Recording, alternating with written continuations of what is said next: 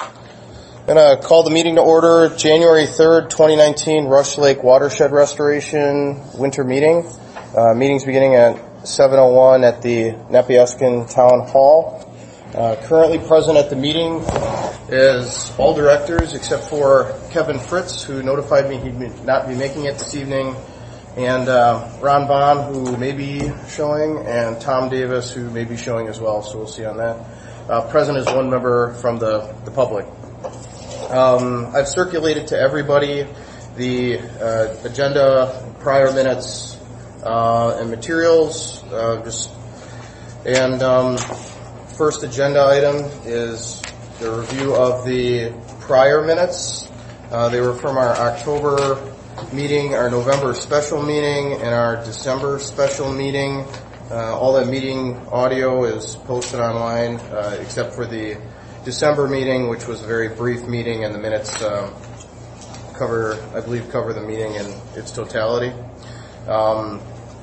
Any questions, comments, or concerns on the minutes? Move to accept.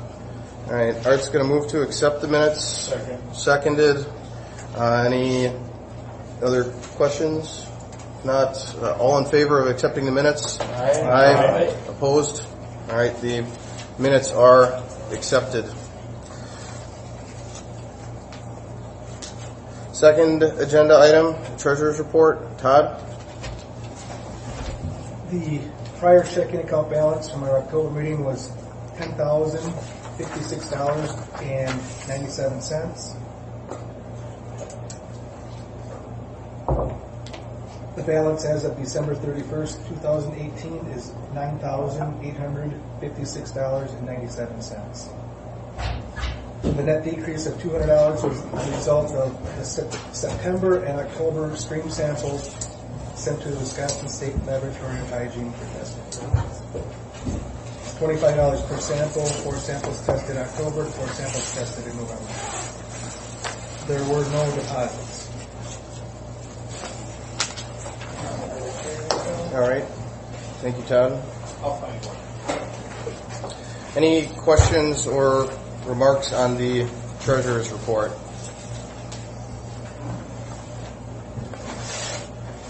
Move to accept. All right. Motion's been made to accept and seconded. Any debate or discussion of the Treasurer's Report? If not, all in favor of accepting the Treasurer's Report? Aye. Opposed? Treasurer's Report is accepted unanimously. Thank you, Todd. Okay, third agenda item, insurance. This is one that we spoke about briefly at the last meeting. There was some questions on town insurance carriers, given that the towns do have board appointments, and if the town's insurance policies might have any overlap to us. As an extension of reaching out to the town's carriers, I asked the town's carriers to provide a bid or a suggested insurance product that they might be willing to offer us if there is a gap in the town's insurance coverage. And of the 4 townships that we have, 2 of them use the same carrier, and the other 2 use individual different carriers. For the towns themselves, the responses I received was not overly positive as far as any overlap in insurance.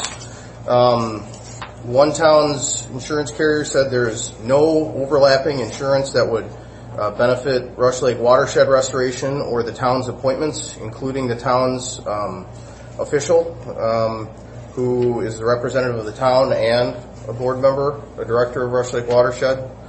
Another organization, insurance carrier, said that perhaps the town official themselves, who's the director of Rush Lake Watershed themselves, may have some coverage, but the town nominees who are not a town official but are just not a town official, they would have no coverage. That individual suggested if you are on this board from a town that you should ask your town specifically to check on that for you. But their view was it may be in play for the town official themselves, but likely not the other. And the third carrier that I spoke with didn't volunteer any information about the town's policy themselves.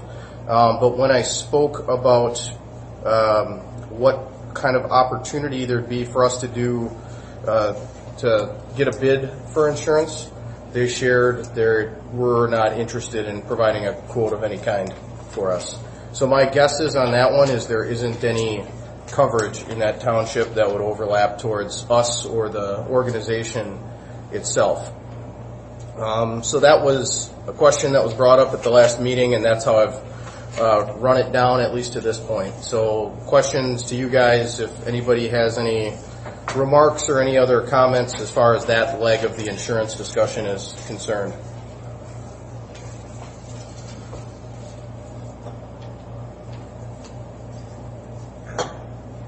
Okay. Did that fellow was here from West Bend or whatever it was? Didn't give us any idea what we'd be looking at there for cost-wise, did he? Yeah, he did. It was for the policy that they had. It was less than $1,000, but I can't quote the number. Which would have covered the board. It would have covered the general liability and the director and officer policies, which have different coverages, right? And we prodded him a little bit about what that exactly is at the last meeting. In my conversations with insurance companies and a couple lawyers since the meeting, their comments were, if you're going to do something on insurance, you have to read the policy, because just getting an insurance policy doesn't mean anything. If what's in the policy doesn't cover you, it's not good for nothing. You're just spending money on nothing. So if we did want to go further, I think we'd have to get what the policy would look like, and if we did get any additional bids, get an idea on what those policies look like too. Is there any possibility of adding a person on the homeowner's coverage to cover that? I think so. I think that's where, like, if you have a general umbrella policy on yourself, that would kick in if somebody came after you. But it's the organization getting bogged down on a lawsuit is one aspect, and the other aspect is a potential liability on us as individuals. Well, that's what I was thinking of. If the individual would it be less expensive to just put that liability for that purpose on their homeowners? And you'd have to write up, like you said, somebody's got to write a policy that actually would address us and actually cover us. So is anybody actually willing to do that practice? Yeah, so when I spoke to all the town carriers, the answers were, unfortunately, two of the answers were the same. We wouldn't want to do, either we're not allowed to do it for a nonprofit organization of your kind, or the size of your organization doesn't interest us. Like, it's for $1,000 premium, it's a lot of effort to go after that. So the three companies I spoke to there was no interest on it. One of them said they could check with one of the brokerage houses that they work with, kind of like an independent agent would, which is what the gentleman who was here at the last meeting was. He's an independent, and that's where he went to West Bend to get a quote. But also I reached out to Diedrich in town, because they were referred to me. They were highly recommended by a director of another nonprofit organization in the area, and they're working on putting a bid forward. They're excited about it. They would have gone out to quote us a bid with West Bend, but because we already had one bid from West Bend said we're not going to give you bids to two different agents, so they're quoting it out with a different insurance carrier. So there's a second bid in the works if we're interested in pursuing that, and that's with Diedrich, who's local and goes back quite a ways in the area. So yeah, there's some other opportunities for bids, but unless I shook down other possible companies, the most bids we would have is 2 right now, and I've asked 5 different organizations for it. I go back to when this thing all started, and Ron, even I think backed me up on this. There was at first we were just a group of people, and I know myself I wasn't going to get involved with that unless we made a corporation out of it. And that was the reason for that was to prevent this happening, being sued. Okay, they sue us, they get our treasury, and it's over with. And at that time, I think we all felt that that was fair enough, or good enough, I guess. So where we're going now is going beyond that, I think, and I'm not against it. And I think getting bids would be fine. But I just, historically, that I was comfortable with that at that time. But I wasn't going to be a part of this without that. Because there was talk of, well, Bob, you can remember when you guys took a shot at this back in the 70s or 80s of forming a committee and draining the lake. And there were so many concerns about the lake. Oh, the wells are going to go dry and around the lake and this, all kinds of things, and which would have put us kind of in a target at that point. But then I can't even remember when we did make it into the corporation. It was a year later or some point. I'd have to look back in the records. So I think, Brent, it's good to get a quote from these people. Do these other organizations in Ripon, like you may have checked on, do they have insurance policies? I mean, we could get one. You know, they're quoting it out what the exact policy looks like. That's what that policy looks like is what drives the bid. So until we have a bid, I couldn't really get the policy. So I think once Diedrich would produce one, I'd ask them, say, what's the policy that underpins this bid? And I'd make a similar ask of Brad Steinbach of Naval Insurance for what West Bend has. Because, you know, that cover sheet that says you want to be protected and all this stuff, that's great, but it's just a page with pictures on it. Well, that was my question. A guy like Brad, or my question is, a guy like Brad who was involved in the lake, why wouldn't he do this? Why wouldn't he get involved with it, even if it's not worth his time, just to be part of an involvement as a nonprofit? Yeah. Did you ask him that or not? Brad? Yeah. They have a bid. Oh, he does? Yeah, they gave us the bid at the last meeting. I wasn't here. Oh, I'm sorry, Todd. Yep. So, could you recall those? I think they were like $300-400, and then the other covering one was another $300-400. It was under $1,000, like you said. I have them with me. About $900 a day or something like that. Yeah, I looked in the minutes and I didn't see it. Maybe I missed it. No, it wasn't typed in the minutes. But the It's kind of an open discussion at the end of the last meeting. yeah. So I apologize for saying it that way. I didn't know it was here. No, you're fine. That's the logical. It seems like we're not, it's not a hot-ball topic that the insurance companies want to jump in and they've got a solution. It's like, they're not interested in this. Am I getting that right? Well, because it's not a normal. Well, it's not normal, but then again, is it so far off the path that it really is not to be considered? I don't know. That this insurance thing is... Well, what's the worst case scenario? Yeah, that's why we had a There's bid. burn, and it burns someone's house down. Really, I mean, it's not. Got a preference? That's not sarcasm. No, but I mean, I know what you're saying. And then you hired somebody. We're not going to be doing the burn. I understand that. I'm just for discussion. I'm just where you go with this. My worry was just with more or less property value issues, because there were people that lived and had property on the lake that had beautiful wide open lakefront view that's now and it's a cattail swamp now. And that part is done and past. Those people can't come back and sue us now anymore. But for future endeavors, if we change the landscape, it's affecting people's property value directly, and that's the thing I worry about. But the caveat is we have the notices out. Everybody knows what we're doing. They can come to these meetings. They can get involved. And if they choose not to, then that's part of the reason this has to be published, that we have these meetings. Right. If they're not private, it's public. Is that right? Yes, you were right. They can be private or public. Well, my point is they're not. They're public, and everybody knows anytime. That's why we have public discussion when anything, a drawdown or anything like that's going to happen. Yeah. That's part of the.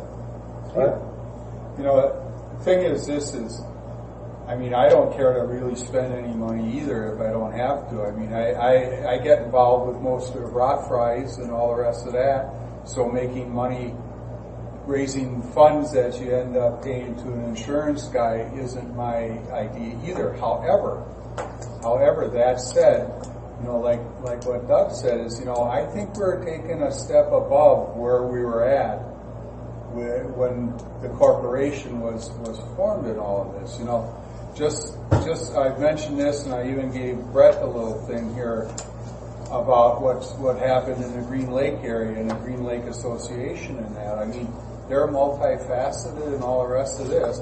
And unfortunately, nowadays, it seems like you have a million attorneys out there that are looking for somewheres to make a buck. And, you know, heaven help that something happens that we end up getting sued, or we personally end up getting sued on something in that. And yeah, you can say, okay, take our $10,000 treasury, but what happens to the attorney? You know, an attorney can chew up a $10,000 like nothing too.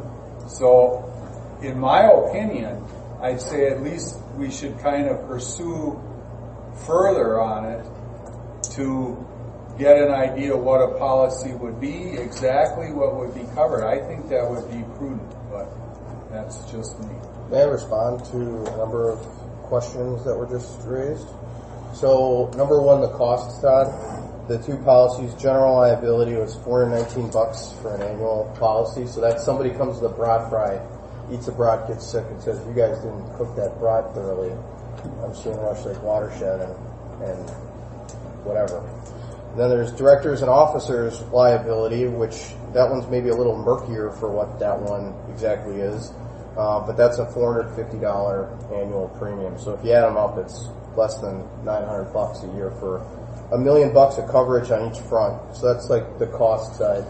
The number two side is Art, your comment on attorneys can chew that money up. I was speaking with an attorney the other day and about something else with the lake, and said, "Hey, since I got you, you know, what do you think about this whole insurance concept?" And he said, "Well, for an organization like yours, I think it'd be a pretty big luxury for you to have an insurance policy." I said, "Okay, well, the concern that I have is that we're going out for grant funds to do things on the lake. You know, we're asking the state for $25,000 to update the lake management plan. You know, we were asking NRDA to the tune of about $75,000 just a couple months ago. If we've got a grant in the pipeline and we get slapped with some lawsuit, no matter what the merits, you know, how does that impact the grant? And also, second, if we have to find some kind of financing, like Doug, we met with Farmers and Merchants Bank, and I don't have an answer on this, are they going to require insurance to help support, you know, if you have a loan with the bank for your house, they're going to say you have to have homeowners insurance because if the house burns down, we need somebody to help us. So anyways, when I was speaking to the attorney, they said, I think it'd be quite a luxury. And I said, well, what if we have the broad fry? Or we do this lake study and we say, you know what we need to do? We need to let all the water back out in March like we used to do on the old water level regime where we drop it down. And let's say that's flooding cropland because we're taking the lake from 1.4 to 0.8 and some farmer says, hey, Rush Lake Watershed, that was, you guys were the brains of the operation on that one. I'm suing you guys.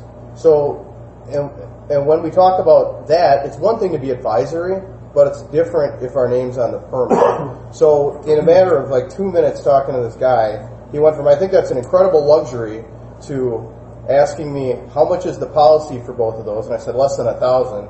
And he said, you will chew up $1,000 in legal fees like that. So you know what? If somebody does sue you for something that doesn't make any sense, you just let your insurance carrier's attorneys hammer it out with them and you don't have to worry about it. So he viewed it as like a cheap way to keep us focused on the initiatives at hand. So I think that was what I had to share there. So I'm done on that for now. What about the thought too is if you had you have $1 million policy. Now we don't. We figure that if shit hit the fan, we're going to lose 10 grand. The treasury's going to be gone. Putting $1 million policy on this, wouldn't an attorney look at that and say, well, I'm not interested that 10,000 is going to be gone in a heartbeat, but they've got $1 million umbrella policy. Gee, maybe I will try something. They chase the money. I'll chase the money. Chase Yeah. the money. Well, I'll put that, right, you mentioned the farmer down the street that gets flooded out because you're releasing water, that's me. And if I'm looking at this as, well, I think you really were blatant and wrong and flooded me out because of releasing water, you got a $10,000 kitty that I could go after, why would I bother? You got a $1 million liability policy, I might jump on the lawsuit with the lawyer. And the lawyer might come back and say, you're right, you can, they caused your damage and you should go after that. So I actually brought that up with my insurance because when I bought my new house and I had to review everything and change all my insurance policies, I asked them about that too because, do I really want to have, that kind of policy to cover myself? And they said that in the state of Wisconsin, you can't sue somebody for what they don't have. The insurance policy doesn't count as money that you have.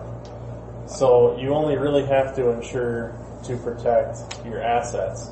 So whatever your assets are worth is all you got to cover.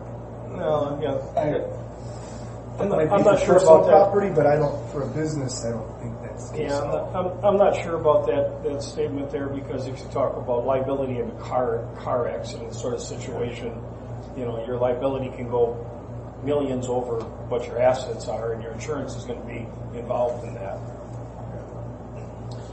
Here's a view of it where like Doug said, we're stepping up to another level. Art said, we're going up to a new level. We don't even know what we're going to be doing, and we're going to be getting into grants and associating with people. It's an annual policy, right? Why don't we find a cheap but real policy, move with it for the next 3-4 years, see what happens as far as our actions. Is the lake, are we burning down a few houses or what's going on in that 5-year period? And then decide again if we want to, it's an annual policy.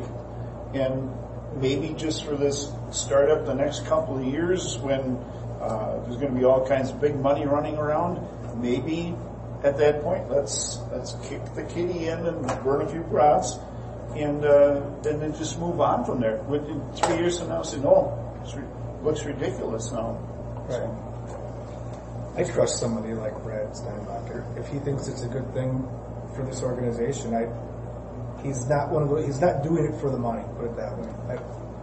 He knows what we're doing. He's been second generation on the lake, and if he thinks it's a good thing, that would be enough for me. The comment that if someone doing the burn, that they sue them, they sue everybody. Whoever's attached to that, everybody's getting sued. It's just the way it works. It truly is. I mean, what I do with my business, it's very litigious, and different people get hurt, and different things happen, and everybody's getting sued. That's true. Sue Rush, like restoration and all directors. Right. And whoever's got money is they're coming after you. Lose them. So being protected is a good thing. Yeah. Does Southwoods Association have insurance? I don't know. I can ask them. I thought maybe that was one of those that you asked. I'm in 5 different snowmobile clubs. All of them have personal liability for their officers. Yeah, but that's a little different too, because you're going out and you're actually making the trails. Yeah, but you're covered by AWSC for that. That's a different insurance. Well, we're giving rides out on the lake that day. Is it me? Is it the restoration? Is Brad brought that up at the last meeting. He said, it's you and your boat, that's you. Because it's not our asset, it's not our boat. right? You aren't compensated by us to do it. No. It's like, if Brett says, take my car home, my insurance has got to cover Right. his car. So that's probably a little clearer the more we're in with the brush like restoration, I guess. I mean, Art takes his boat out, you take your boat out, Yeah, and then you're looking, is it a negligent accident? I mean, Or the guy throws himself out of the boat, you make him walk back, is he gonna sue you? I don't know. But see, your own insurance would cover that. Yeah. Doug, to your question earlier, and this is the thing that just resonates with me on it. In a world where it's 2002, if something happened and somebody goes after the Treasury and it vaporizes us, if the organization folded, it wouldn't have had any impact on Ducks Unlimited and the DNR running the project back when. But I think the era that we're in now is, we're hiring Stantec as our project manager, and we're directing their activities. So it's kind of like, before we were strictly advisory, and now we're advisory with elbow grease behind it, because we'll go out for grants to get money to do the work we want done. So, to what extent would Stantec be liable for, if they're given the instructions and written orders, wouldn't they be liable for more stuff? Or they'd get sued. That's a good question. I'm sure they've got insurance the same way. Right. Yeah. So they would be a firewall before you would come back onto this organization too. So, yeah. But I think insurance is, it's making sense. I mean, it make you sleep better, and it's not money well spent unless you need it. Right. And so, damn the You never need your fire insurance till your house burns down. Exactly. Any damn glad you have it. So, I can see where I'm more agreeable to the idea of an insurance. So we have the one bid from West Bend. We don't have what the draft policy would look like that underpins that bid. Diedrich is, I was in contact with them in the middle of December. I think they're going to give something to me pretty soon. The only thing that we've really got going that is the lake planning grant, because it will actually start doing things out there on the lake, and the brat fry, because that was the thing. Once I said brat fry, that's what turned the attorney I was talking to from, you don't need insurance to, get ready. That could really be a problem for you. So, and I'm with you, Art. I don't want to make $500 at a brat fry to turn around and pay $500 in general liability insurance, but it's Life is life. Yeah, it's a part of our public outreach, and I don't know. So we're not in any position to vote on approving to purchase an insurance policy tonight, but I can proceed with the two firms that I have. I can reach out to more if that's of interest. If I reach out to other independent agents to say, I usually ask West Bend, they might say, hey, West Bend, you already asked, so I'm not going to give you anything. So I'm not sure how many incremental organizations I would find, but I'm all ears for what you guys think, how we proceed on this one. Why don't we do a vote just to see who's interested in pursuing insurance? Well, you should just have it. What if you have a motion that says that we should continue as an exploratory procedure to see about the feasibility? I guess what I was getting at is that less than half the people here are going to vote it to go But then through. you know. Yeah, Then you want to would kill know. it, then don't pursue it. But you'll see if there's. I'm just saying we can save somebody some work if everybody's going to not want to do it. I personally think we should have it. I think it's a good idea. It'll make me feel comfortable, more comfortable. Making a motion. I make a motion that we continue to pursue insurance, and I think that we should have it for personal liability for all of us. I'll second it. Okay, so because there's a motion to continue to pursue insurance and your own personal view on it, I'd say the motion would just be to continue to pursue insurance. All right, so that motion is to continue to pursue insurance with a second. Is there any further debate on the topic? Yes, I go back to Brad Steinbach and what this means to him, what Rush Lake means to him. And for lack of better words, I think we should squeeze him a little bit and say, can you help us out? Maybe make it less expensive. And not that it's a lot of money, but for us, when you have a $10,000... It's what we make every year. Yeah. So, are these numbers a good deal? Yeah. Is that the best he can do? Is he making money at it? Is it worth his headache? Would that be Maybe part of the remind them pursuit that- of this Do you- questionnaire? Does everybody understand what I'm saying that way? Maybe remind him that we're nonprofit and he can donate back to us. Write it off on taxes. Exactly. And A lot of these insurance companies that insure the snowmobile clubs donate most or all of their money back to the clubs because they can write that off on taxes then. Sure.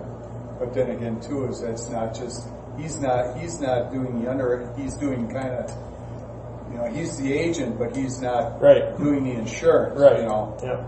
but typically there's a little markup along the way, right? Obviously. Well, it has to. Otherwise, they wouldn't be doing it. Right. So that's what I'm talking about. Right. You know, does he have to lose money on the deal? No. Could he help us out? It'd be really nice. Yeah.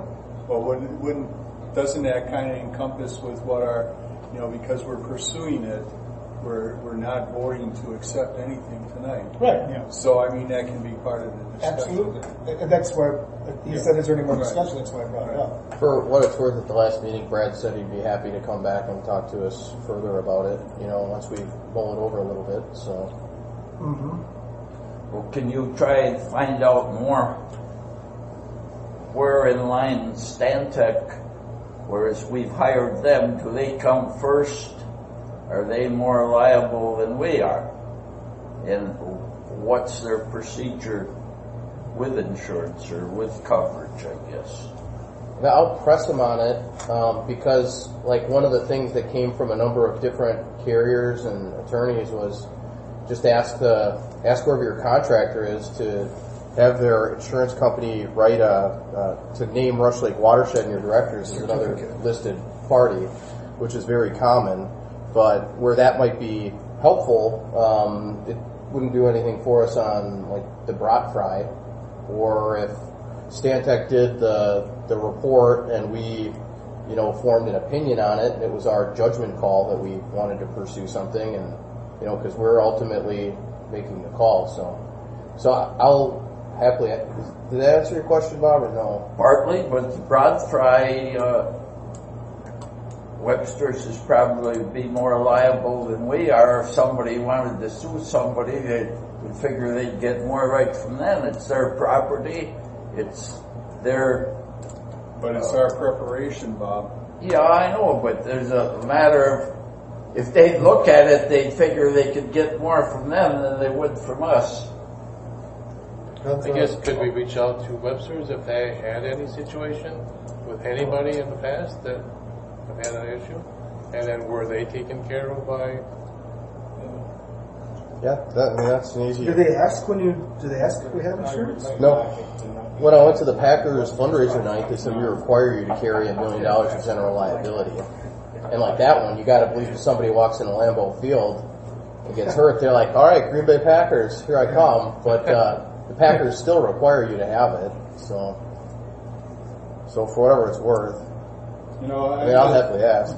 I'm just thinking back of when we first were starting to do all of this stuff, and then Kuchenreuter was threatening to sue us, and you know, that kind of hung over everybody for a while, and I remember when finally it came down to the point that he decided he wasn't going to spend all of his money trying to sue the group, but that was kind of a big sigh of relief, if I remember, when that happened. So that's just all I got to say about it. At the end of the day, if someone wants to do what Jigs did, it doesn't matter what kind of insurance they had, they can stop it. I believe that. His idea wasn't to get money from anybody. His idea was to stop what he thought wasn't a good thing. So, Okay. move ahead. I mean, with the motion that we made, and be done with it. No question. Yeah, so the motion has been made and seconded to continue to pursue insurance. No further debate. We'll vote on it. All in favor of continuing to pursue insurance? Aye. Aye. Opposed? Not opposed. Unanimous in favor? Or were there any no votes? I didn't take a head count. No, so it's unanimous. Okay. Should I ask other carriers for ideas? And do you have any ideas? Otherwise, I'm planning on just leaving it at 2. We've got a local guy who has deep roots in the lake, and we got a local company that has a different firm other than West Bend. I think I'm comfortable with that personally, but I'll ask more if you guys have other ideas.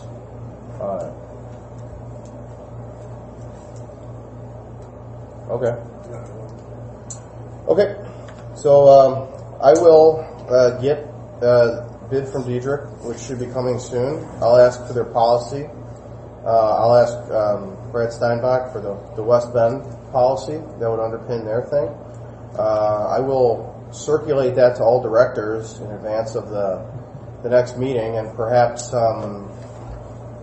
that next meeting might be kind of how we might need a special meeting for that, how we had like Stantec and the other competing firms present to us on the lake management plan and grant programs, because you wouldn't want them sitting in the same room talking to us about the same policy. We want to kind of interview them individually. So I guess we'll come back to that at the end of the meeting, how we want to approach that with scheduling the upcoming meetings, just because there's actually something like this. It's not a ton of money. It might not hurt to have them both sit there and maybe get a bidding war out of them. Yeah, this is not we're not talking tens of thousands of dollars. We're just looking to get the wheels rolling here. I don't think it has to be 2 different meetings, and we don't. I just don't want to make it feel like we're jerking them around for a $1,000 policy, Right. They might just get up and leave. Yeah. Well, Like if we have more questions for Brad to talk through the details in the policy that underpins it, and then, talk about, rates and if there's any opportunity to move there, I think that's one thing. Pitting them against each other, I don't know. Well, you're right. But at the end of the day, when you get whatever you get from, is it Diedrich? Yeah. When you get it from them, you're going to see what it's at. Mm-hmm. We're going to know. So at that point, I think it's more about dollars and cents than anything, because I trust what Mayville's, whatever they've presented, and if Diedrich comes in lower, personally, I would call Brad and say, what do they got here? Why can't you match this? Do you just need maybe a little bit of a subcommittee to go and just deal with that and then bring a recommendation to the board? It probably wouldn't be the worst thing to do. My worry with it is that the policy is inadequate. If we do get a policy, that it doesn't cover whatever our risk is. No. The one of the people I used to work with who did the insurance renewals of the company I used to work with said, the terrorist attack on September 11th was really rotten because there was a lawsuit that got drug out for years because the insurance company said, nope, it was the September 11th terrorist attack. It's one incident, and you have a maximum limit on your insurance policy of X dollars. And the owners of the Twin Towers said, nope, there were 2 airplanes at 2 towers. It's 2 incidents. You owe me twice the money. And that spent years in court because the insurance company said, no, that's just 1 incident. And the owners of the building said, no, it's not. It's 2 incidents. That should be written into the policy. Yeah, so that's where if the policy is vague and doesn't really address, like, hey, we're going to have a broad fry, and, if we have the university down here and they're doing something or whatever, that's where if it's, it could be, we could pay $1,000 for a policy that's not worth the paper it's written on. And part of the risk with it is, I've been the one answering questions for them on what our opportunities are, or what we might look like in the future. But, like whoever said it, 2 years we might be doing something way different. So we need to review the however many pages that is, which is probably like 20, and it won't be exciting reading, but. Well, that's where I go back to a guy like Brad. He has a vested interest in this. And I would think he would know what's right and what's wrong for us. Yeah. I can't see it any differently. Sometimes I actually, there's professionals that we trust to do professional work. And then we're only as good as them as following up with it. And then you get a second opinion to make sure that that's right. And that's what we're doing with Diedrich. Yeah. So if they come in with something similar and they both think it's what we need, what else can we do? Yeah. I have a comment on that. My homeowner's policies with Diedrich, and right after they sent me the bill, they sent me the literature for an additional policy where if people that want to sue the insurance company also investigate to see how much you are worth with your house and other assets, that they will also sue you in addition.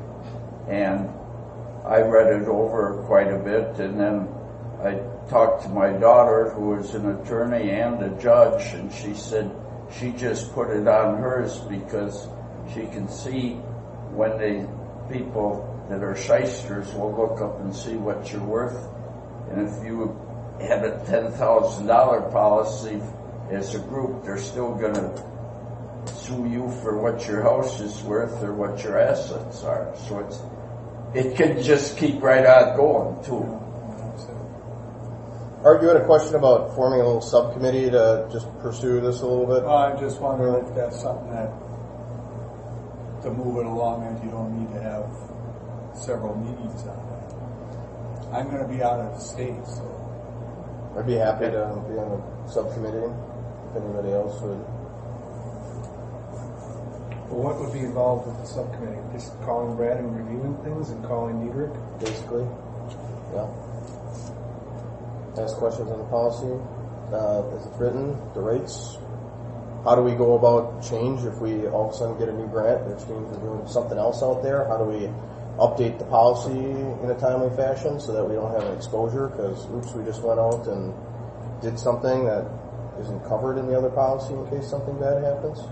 Because for me, the real exciting thing about the policy is that we've got a free attorney who is going to fight for us if something bad happens, as opposed to hiring that out, because it's whoever the insurance carrier's attorney is going to, they're there for us. So, so for me, that's the real win part, because we'll blow through our treasury in no time if anybody raises any legal issue with us on just about anything.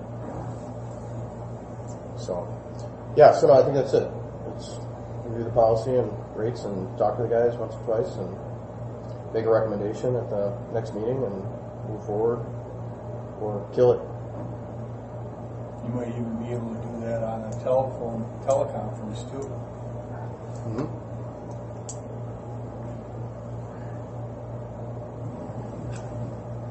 Yeah, I wouldn't be against even driving to Brad's office and meeting with him. I would. Would you want to do that with me, Todd? Sure. Okay. Todd and I will do that. Does anybody else want to be on that, or trust it to us to run that one on the ground? The more people you got, the longer it's going to take to do it. Yep. Okay. Well, if nothing else, Todd will work on that one. Yeah, I'm pretty flexible right now. Okay.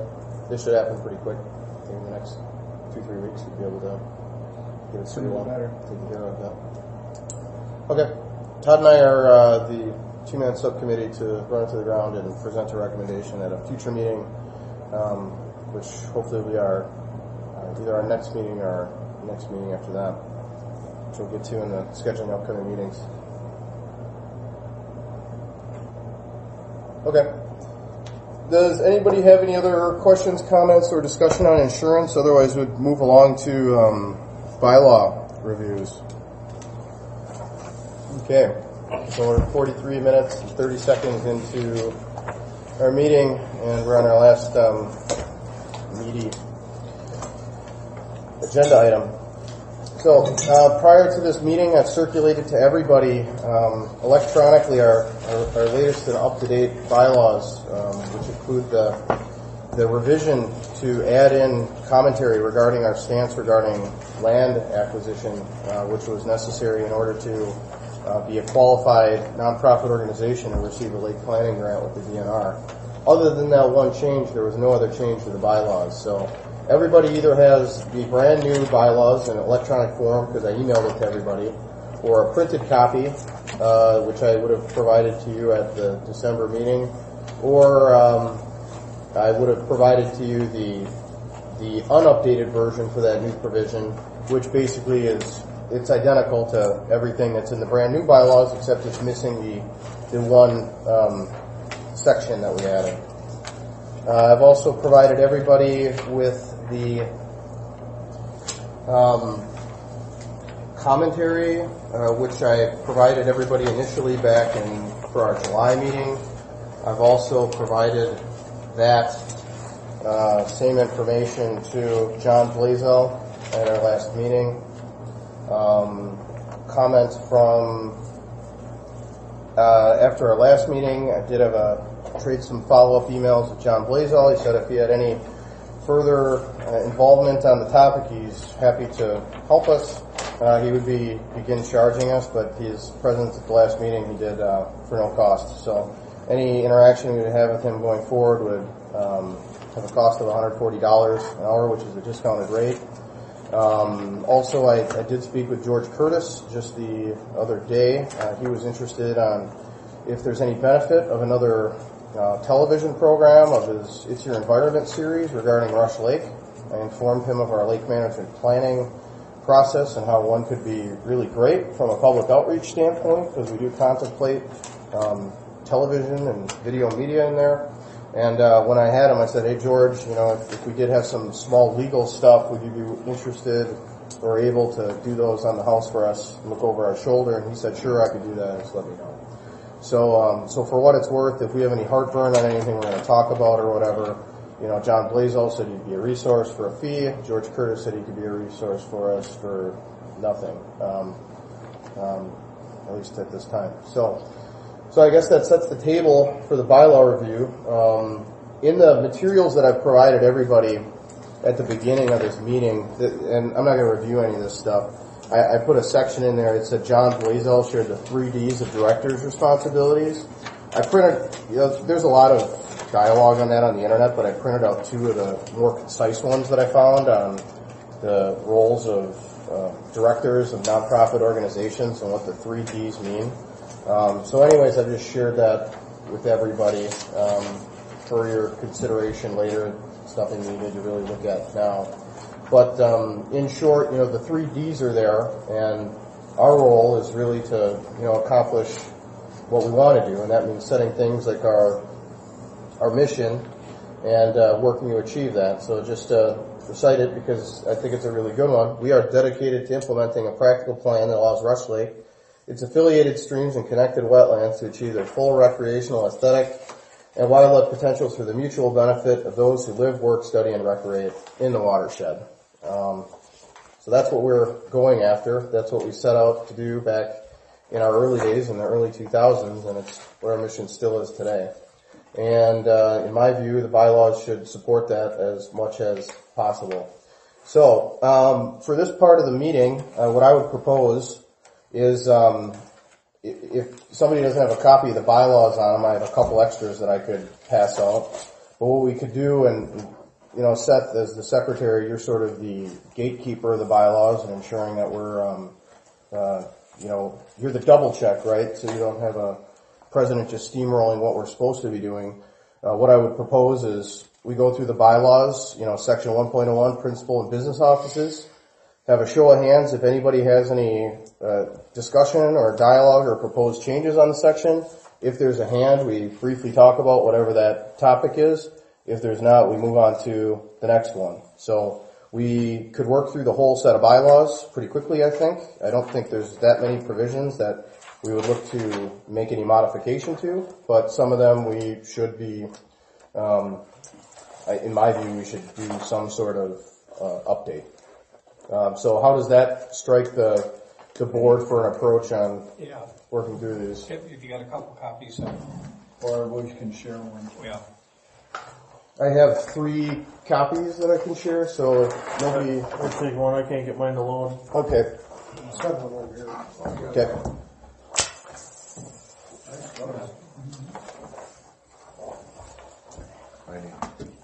I wanted the one with the comments on it, which probably is that seems like big. Can't get mine to load for some reason.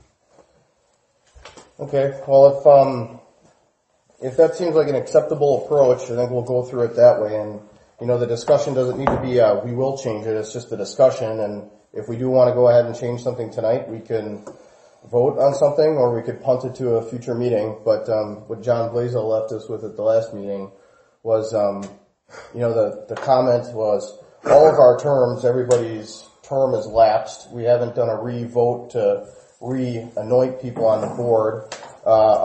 We don't have staggered terms. I think there's a benefit to doing that. That's an administrative process. That's not a bylaw thing. That's doing something from an administrative standpoint. So what my proposal would be is, we just acknowledge this is the board of directors of Rush Lake Watershed Restoration. We are right and just to work on these bylaws, and once we come to an agreement on the back end of that, we can figure out how that administrative procedure works on the towns officially submit, these are our nominees based on what these terms are, because, we don't want everybody having an expiring term in the same year. John expressed it's good to have staggered terms, so. Town board does. Everybody's done in the same year. We're having an election and this is it. Yeah. Everybody's up this spring. Public elected official, but typically Board of Appeals, Plan Commission, and things like that are staggered terms. Right. This is how Town of Utica, that's our appointment dates every 3 years. Okay. So the Town of Utica submitted a proposal of Chuck, Kevin, and Tom with renewal dates of September of 2020. So that would be the duration of the term would go through that? That's my 3 years come due on that point, and then from that point forward, if want to be and they say it's okay, then that'd be 3 more years. Okay. So that's the 3 guys who currently represent the town, so that's good that it ties out. So while there's a for 2020 for myself, and then Tom and Kevin are both in 21, but different months. Yeah. And it wasn't a matter of staggered terms. It's just 3 years from whatever date we became part of the committee. Whatever the terms are, that's up to us to decide when those start and when they end. So, okay. So that's how we do that.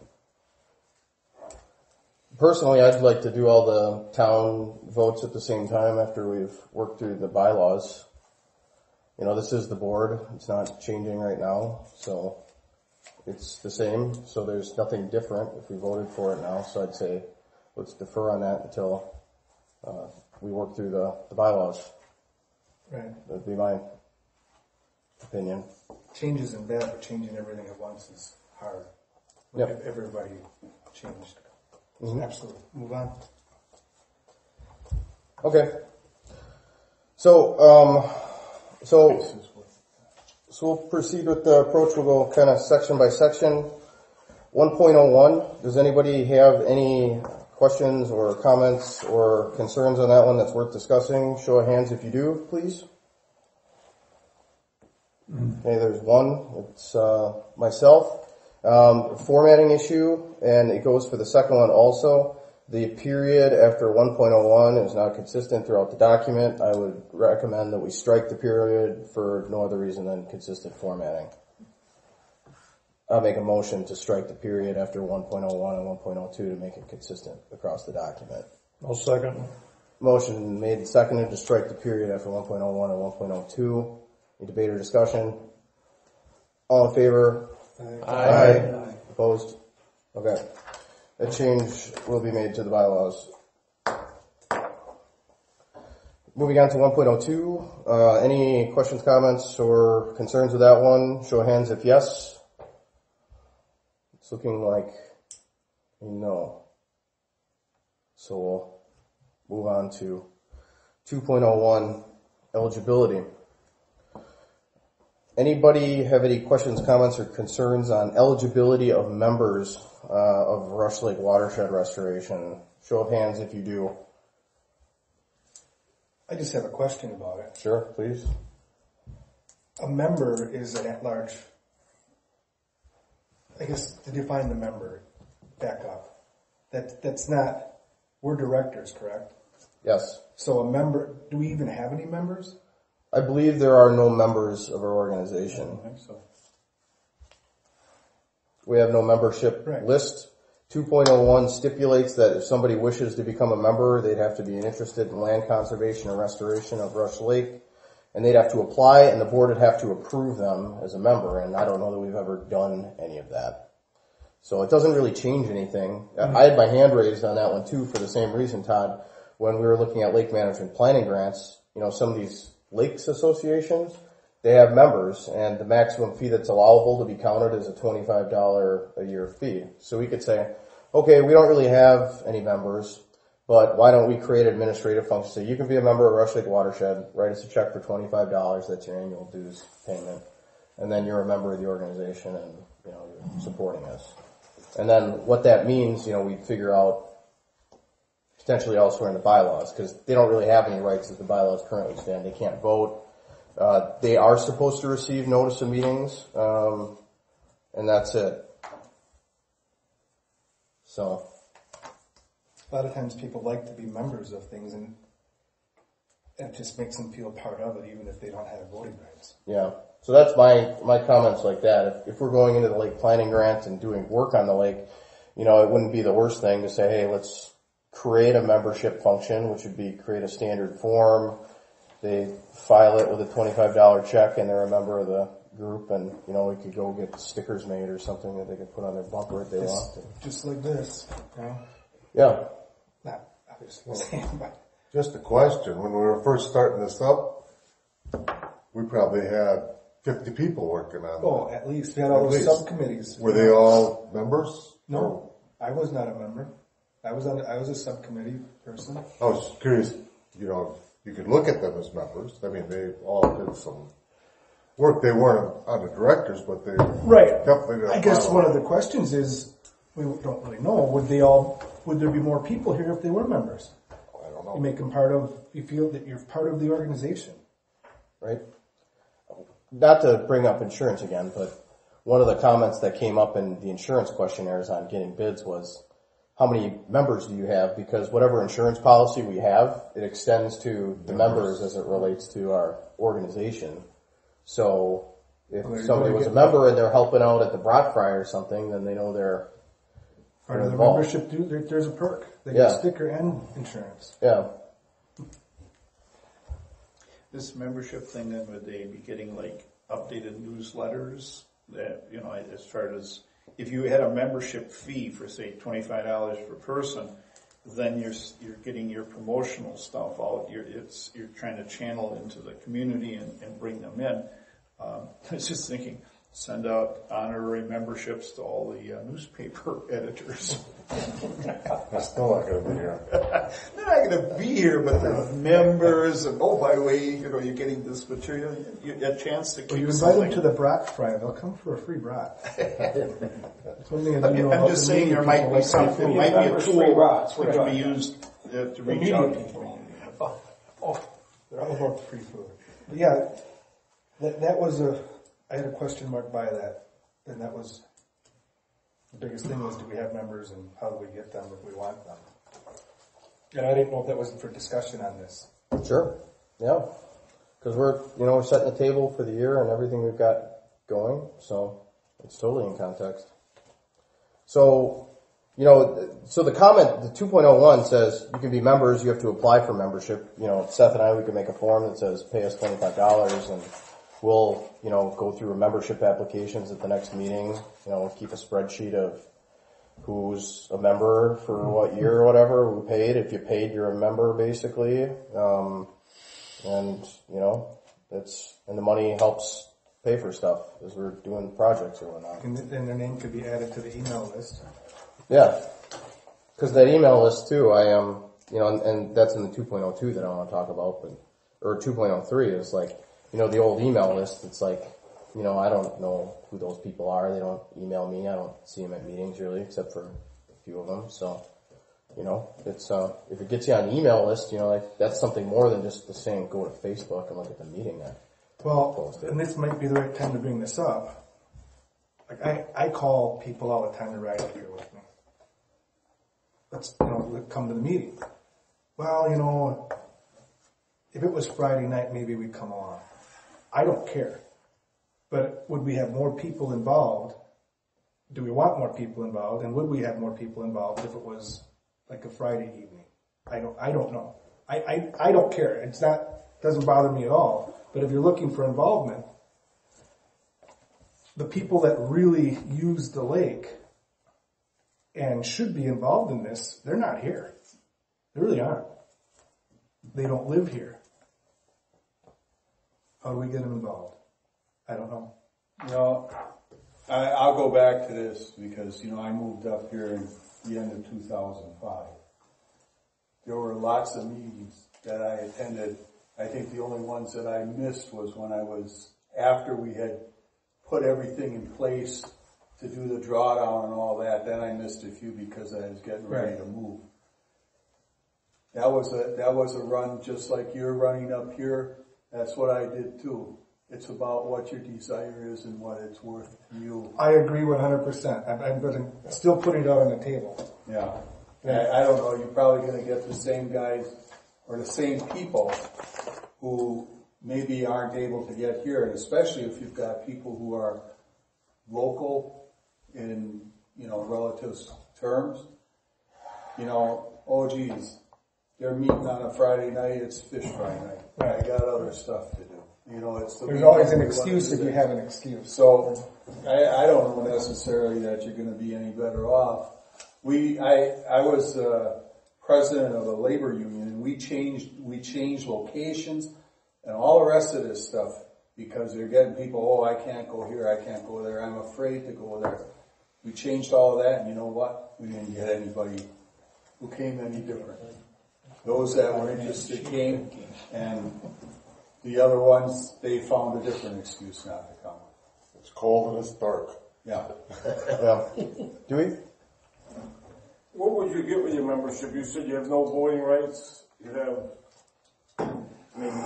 pay $25. I get your email already. I know when everything's going on. So if I was getting on the email, that's all I'm going to get is the email. I got that already. Yeah.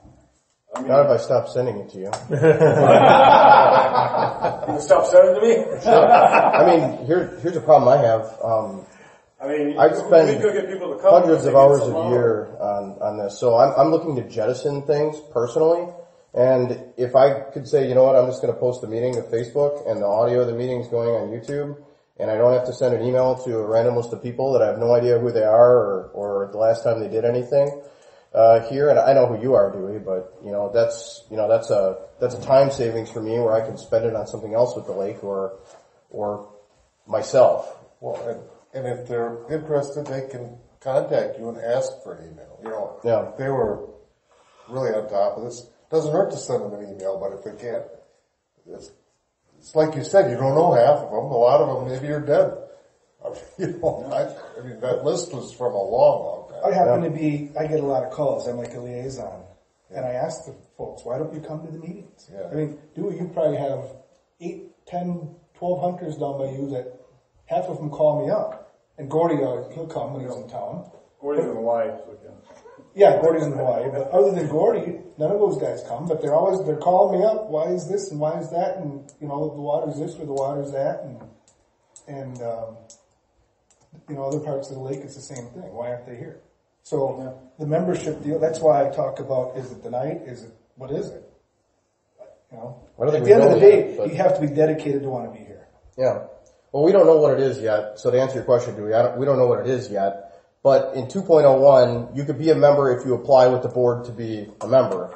So if we wanted to create a member function, we'd say, okay, we're going to create a form that they would submit and we would vote on it. Well, since they're submitting a form, if they submitted a fee, it helps us fund our initiatives. There's some extra stuff that could come with insurance or whatnot. But if anything, it helps us keep in tune with those people, a little extra money, and we figure it out from there. So really it's an additional administrative task because we're not doing anything with it right now. We have no members, and we all acknowledge that here in the meeting. We don't have any members.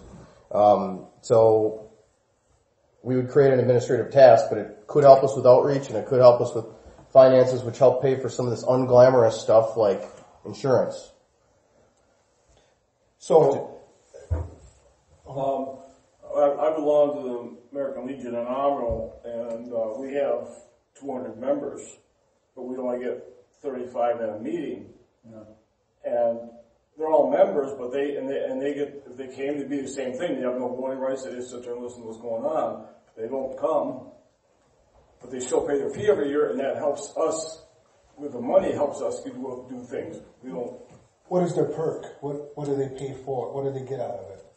The money that they pay in helps veterans and veterans' families that are in need. You get a magazine too, don't you? Yeah, you get a magazine. Well, so the thing is, same thing here. The money that they're paying is to help the yeah, that's what I'm saying. That's the biggest. If you had a membership and everybody paid $25, it'd probably be even more here, but you would have more money to do stuff with. That'd be the big thing important thing about that. It'd be nice if more people came. You know, the thing is, Todd, like you're saying, people are calling you up and all that kind of stuff. It's the same thing that would happen. Thursday nights were our union meeting. Friday morning when you get to work, there'd be half a dozen guys that want to know what the heck went on the night before at the meeting, but they didn't have that gumption enough to go on their own. And that's human nature. I'll call people on the way home and talk about things, but this is when there's a weather event or not a weather event. It's dry or whatever. Well, right. They call on different times.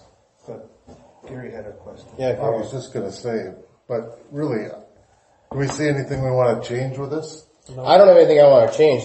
What your question was first was my question.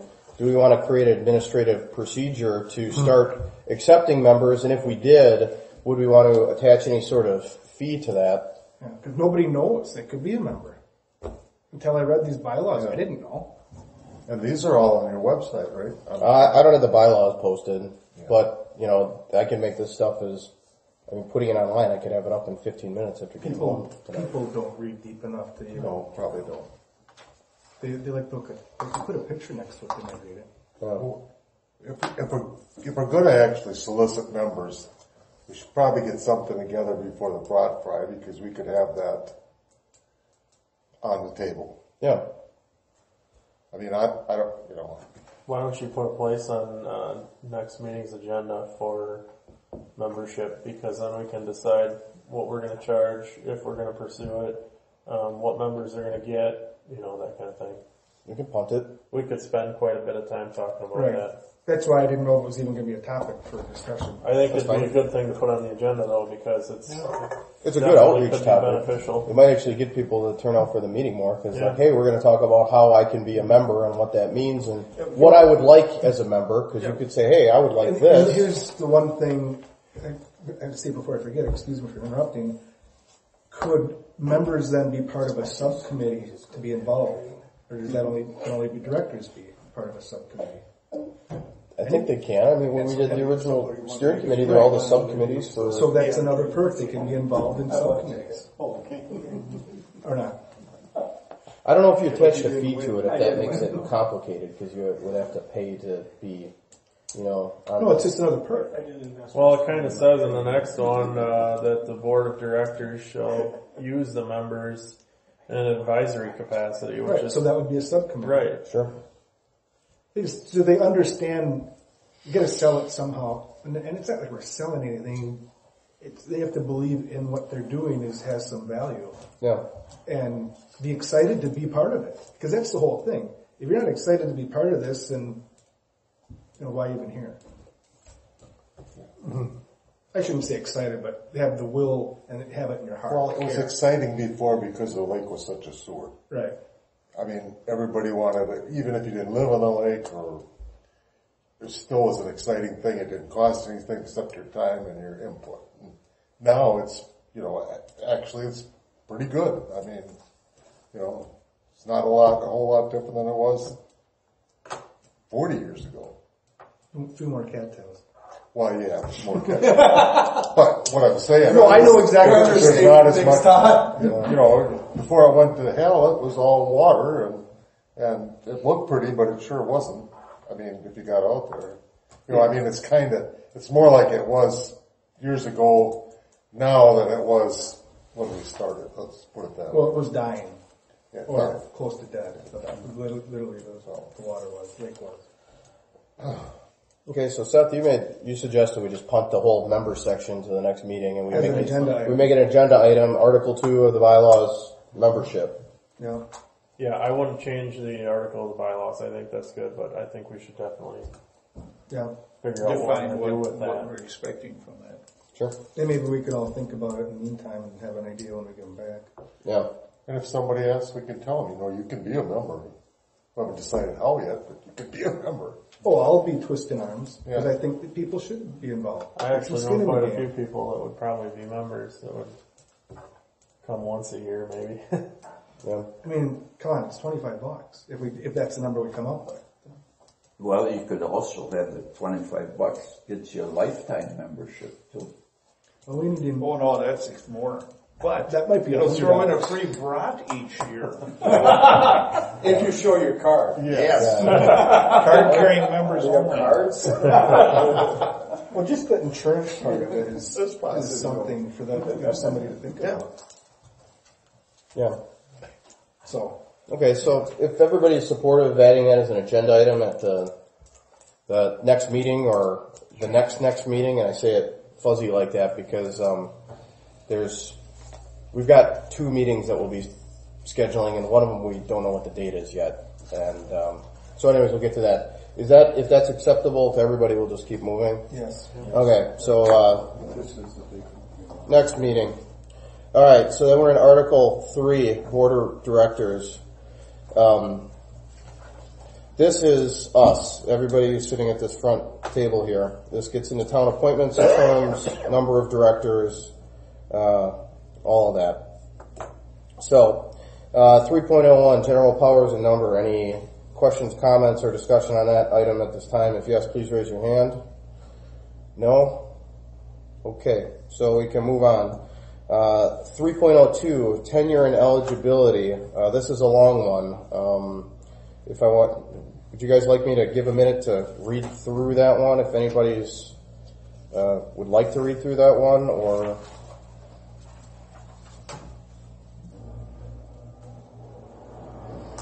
Well, this one needs to be addressed here because this is the composition of this board is not according to this. that's right.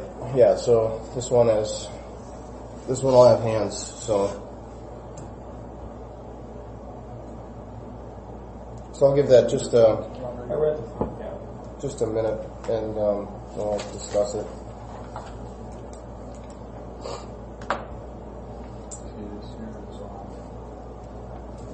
And on top of that is time under the auspices of the town meeting, but there's 2 guys already, so.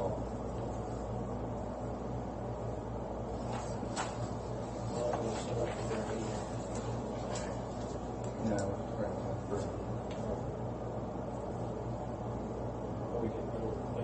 Well, why don't we start out with the first part of it, staggering the terms, or not staggered? I took the position. Although it kind of says at its discretion. Well, but that's what we're talking about, is defining it. Yeah, because it's opened up to each director shall have at least 1 year, but no more than 3. So just because we can have a 3-year term, we could say, no, you know what, we're going to do 2-year terms for everybody.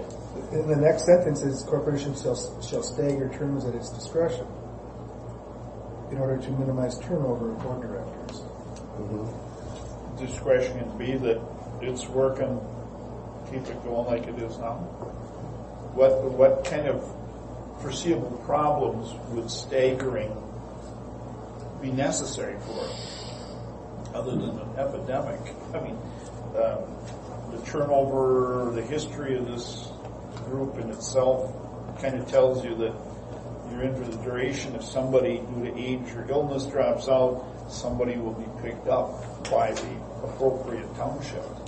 My answer to that is, per the bylaws, when we vote, we don't vote we're voting for everybody each year, not staggering it.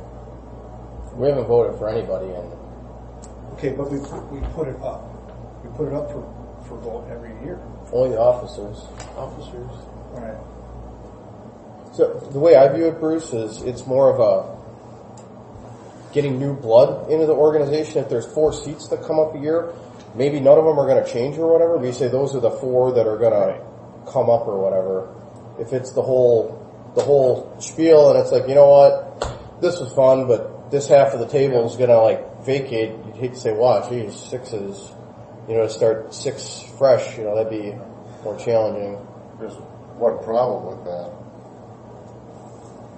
townships still send the guys up, basically. You know? How's that a problem? Well, I suppose we could just kick them out and tell them to send up somebody new. Yeah, because that's at the end. It has to be There's voted a problem on. with that, too. If you ever been on a town board, it just isn't that easy to get somebody To volunteer for a position. We've had positions go Open. You're lucky. You're lucky they get anybody running for your spot yet, Ron? No. That's what I mean. Drafted, eh? And he actually gets paid. No, that's it. That's part of the problem. You know, I knew Art was interested because he was coming to all those meetings. So, you know, when he got, and I don't think there's anything wrong with, okay, if somebody comes to you, Brett, and says, I'd really like to be on a committee, and coming to the town and saying, you know, if you get, you know, here's somebody that would gladly serve on this if you need it. Yeah. And, you know, and they can, you know, I can say, Seth, you're too much of a doofus. You're going off and Joe's going on. I mean, It's not arguing with you. go ahead. Somebody asked me that the other day. They said, so if I wanted to get on the board, how would I do it? I'm like, well, there's 11 town appointments and there's one at-large appointment. So you either go up against the at-large appointment when it's open, or you'd have to go to like town meetings and ask town officials nicely to consider putting you in as their appointment. Isn't that only if they're a member of they have to be a resident of the town? Well, that's further in here. You don't have to. I mean, Art's he's not a resident of the town of Ripon. Yeah. I wasn't either for a couple of years. Yeah, he wasn't either. Kenny Murph And was Kenny the Murph town of wasn't Ripon either. guy. But that goes to show how hard it is sometimes to get somebody. I mean, I wanted somebody interested. Right. And so, you know, and actually our board wasn't that interested either. We had enough stuff to do. But I was already on here, so, you know, that's all I'm saying. It might be difficult. And it might be real easy. I don't know. Well, the thing is too, is on here, I mean, first off is for the town of Ripon, there's only supposed to be 2 of you guys That's right. on there, And which is I surprising, because forgot. I thought that was 3. I thought they had 3 on there. But the other thing is, you know, we got one county board member, you know, that was Bernie Egan. Well, he's out of here for a long time already. Well, Brett informs me that the reason we got 3 now is because Bernie dropped off or something. Well, that's my guess, because when Bernie rolled off, who was the county land guy who rolled on in place of him? I don't think there was one. There never was. Yeah, so And I don't so know. how it got said, hey, town of Ripon, it's yours. I don't know how that I happened. think some of that wasn't too, though, is see, you had the guy who took minutes before I did was Doug Staple, and he was from the town of Ripon. He was. And I don't know if that was, you know, kind of how would I say this is, you know, he was an ad hoc member, or whether or not, you know, what exactly all went on there, I don't quite We appointed remember. him, but I honestly thought, and I helped approve these when they first were approved. Yeah. I thought we had 3. Some towns had 2 and some had 3. Right, I always kind of thought Ripon would have 3 because you're out part of That's the what lake. I thought, because Nepeuskun had Right. part of the lake and Ripon is the only other part that touches the lake. So I don't know why it's the way it is, you know. I mean, technically, you could do one of 2 things with this is, you know, you could knock out the county board member, land and water committee, and then just have another at-large, and then keep just the 2 there, and that would solve the math problem. Well, But that's only one solution. see, there's 2 missing now, isn't there? I mean, really, according to these, there's 2 people, because nobody's here from county, and nobody's here from, where is that? We don't have a county representative on this board.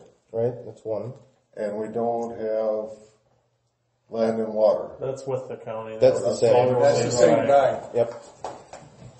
And I know that we put member at large in, was it? You didn't use. That was me, wasn't it? Yep, right here. I would actually make a motion right away to change that, get rid of the county board member one and just make it 2 at-large members. Alright, so Seth's making a motion to remove the county board member and make 2 at-large members. I'll second that. There's a second on it. Any debate or discussion on it? If anybody? I would actually like to see someone from the county land and water. Yeah, would you? Not necessarily the county board committee, perhaps even the one of the staff members from land and water. We've got the situation where we're doing a lot more water testing. We've got the I think it was a comment from Ted Johnson regarding, your cattail problem may be very largely related to nutrient loading of the lake. And that hasn't left my mind. And there wouldn't be anyone more important there as far as, some input on that than someone from land and water. And I would even think one of the staff members, perhaps even the director, Tom Davies, might be a good person to have on the board. You could consider that person as one of the at-large people, I would think. But I just think we should keep that in mind. I think that would be beneficial. I think it might be a good idea to contact Tom and see if he would be willing to have himself or one of his staff, if he were interested in doing that. I've had conversations with Tom this fall about, because the county wrote us a letter of support for our planning grant application. And they showed interest in being part of implementation work to help improve nutrient loading on the lake. And I talked to Tom and 3 of his staff on one phone call already. So it'd be real easy for me to pick up the phone and say, Tom, I'd love to stop on by, meet you in person, share with you the actual water sample tests, because I told him I'd circle back once we had the full year completed, which we do now, and say, hey, this is something that was written into our bylaws. It fell by the wayside when our old co-chair left. And we want to gauge your interest in it, because if you guys are interested in that, we'd be happy to, yeah, right. So we'd be better off leaving that part alone, I think, because we could say, well, we have room for it. Well, back to Seth's motion, though, I think we could strike that language about the county board member, and then somehow just reach out to him, go directly to land and water staff, Tom Davies and his staff, and see if one of them is willing to possibly be a director that could be appointed, and it would be an additional at-large director. And if they're not interested, we could look for, a second at-large director. That gives us the flexibility to go perhaps to a different agency or to anybody. Because if it would come to the county board, I couldn't see anybody from there other than our board member that covers our area.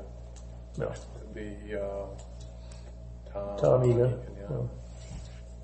I mean, that's like to your comment, Ron, making it an at-large and offering it up to see if they're interested. To me, that I think more at-large members, I think probably helps us achieve our mission better. And the feeling I get on that is, and this is my own personal feeling, is, if you're an at-large, you'll want to be here. I'm a member, I'm an at-large member, there are however many seats, and whether, Town of Ripon only gets 2 and Utica gets 3, but they're not even on the lake, and Gary's got to pull out the cattails at the boat landing, so that doesn't make sense. In my head, I could talk myself into backing down the town appointments to say, guess what, all these towns are important, but they all get 2, or they all get 1, and then taking those extra ones and saying, these are now at-large seats, and then it's like, okay, county, whoever can go for it, if the... I don't have a problem with that. It was designed to get everybody to work together, this thing. And, that's the way it was set up, and that was kind of the only way we could get it cooking. For one thing, back then, Nepeuskun was all dead against it to begin with, but the fact that they had more say helped.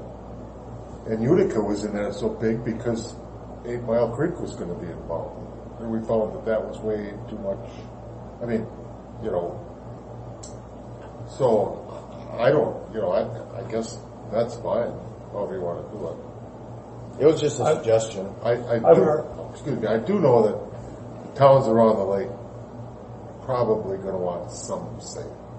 And because it could affect there's a lot we can do, but it can affect, and farmers and townships always been kind of nervous about somebody coming in and, all right, everybody's got to have a grass waterway whether they need it or not. Everybody's going to put rain gutters on their barn even if they only got 8 goats. I mean, that.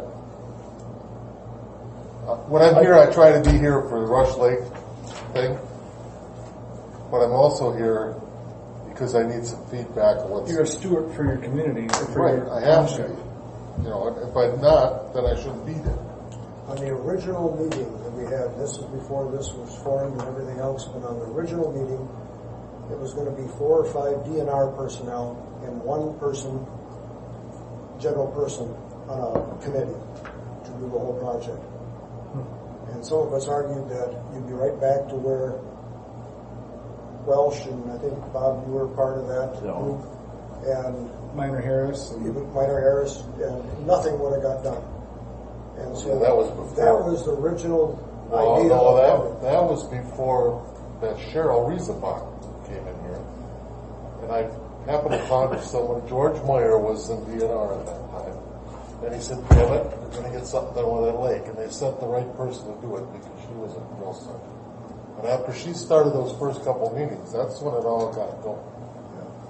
And, I'm going to be quiet because I just remember attending at that time. Yes. Like Dewey was, but I remember Jerry Schuster saying right out about that it got expanded so that, he kind of, I wouldn't say it got steamrolled, but, there was the say of the town of Nepeuskun got diluted.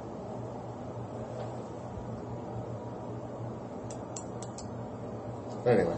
I would like to keep the town appointments the way they are itself.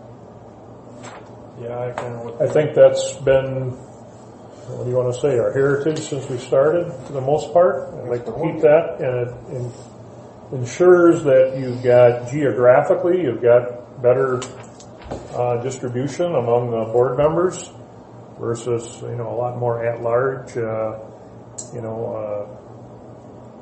could be more concentrated in just one geographic area, maybe 6 of those would be, residents of the Islandeer subdivision. Is that necessarily good? Well, even in the interest I've seen expressed here, the difference between fishermen, duck hunters, muskrat trappers, is if we keep all of the townships involved, we're representing a broader spectrum of people than one. Otherwise, you load the whole committee with duck hunters, and it's not muskrat trapping. That might be someone's idea, but that might not be the best thing. I think that kind of, I think the town involvement is important to keep everybody balanced. And I think it has worked relatively well. Yeah, I was going to say, if it's working, do we want to fix it? It's not broke. It's not broke, don't fix it. Yeah, but we have the option with the bylaws in the future to change it. If some issues start developing and say, hey, wait a minute, there's this push, there's a special interest group that wants to get some footage in the actual It's like, okay, well, let's get an avenue. What can we do? We'll look at it, but like I said, this is working pretty good. I like the idea of getting somebody in land and water, like Ron suggested. I think one thing we probably need to do is to remind the townships to make their appointments. Utica is probably much more organized than anyone else here. I don't know if Rushford ever Shanghai, I have no idea how I got here. It says, like, Doug and Bruce, what the hell are you on? Is it some kind of Rush Lake thing? Doesn't that go back 10 years ago? What's going on here? I don't know how long I've been on this committee. And I do that sometimes. Well, I think a lot of with us is to do with our clerk and classes she goes to, and because we have that also for our planning commission and all the committees, the whole thing. That's and she's lined up, and at the bottom of our agenda meetings, then they're all listed. Everybody that's on a committee, they're all listed, and then when their 3-year period is up. No. So. I mean, she does very well. Well, Nepeuskun does that for, like I say, the Plan Commission, Board of Appeals, but that's mainly because we've got a town ordinance that specifies that has to be done. There's no town ordinance that really says that the Rush Lake watershed restoration appointments have to be made. It was just in a snowball of, we were doing that already, and that's it. So how are we going to make this legit then? Because of how it's written with our members, because it says we're only supposed to have 2 from the town of Ripon, and even if we change this to having 2 at-large members, then if we want to bring in somebody from the county, what are we going to do there? Well, we were going to strike the county. And it was change the county to an at-large member, because that elbows out somebody from town of Ripon. That's my question to you, Gary. It's, Ron, you said like you're in favor of keeping the towns as is, but town of Ripon's been thinking they've had 3 for this whole time, and that's Years. yeah, that's that's a news flash. So I don't know. That's my question, and just having different numbers for the towns. I can see that, like, Rushford's further downstream, so they get 2, and if you add up 8 Mile Creek and Walcott Creek up in Rushford, that's 5 of the 12 seats. Okay. It's not the majority, but there are people who are definitely impacted, and they're in the watershed. That can make sense to have different numbers. I just struggle with Town of Ripon having 2 personally, given your commitment to the lake and what you guys have to do to help make it be what it is. Well, and if you look at the watershed, Town of Ripon's probably got as much water coming into it as Nepeuskun. It has to go through the town of Ripon first, into the town of Nepeuskun, into the lake.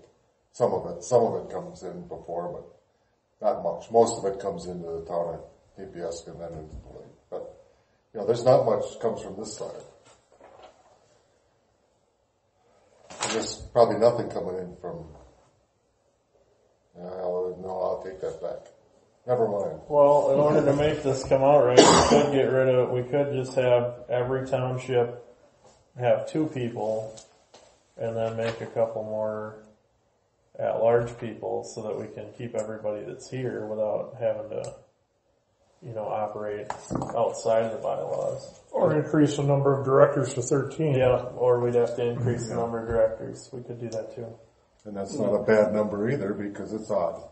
The nice thing about that is to have a quorum now, we need to have 7 people present. If we upped it to 13, we still need 7 present, so it doesn't change anything from conducting a meeting. So it's actually not that big a deal to add 1 more. Well, we do have to change Ripon's here. Either we put them back down to 2 or we raise this thing to 3.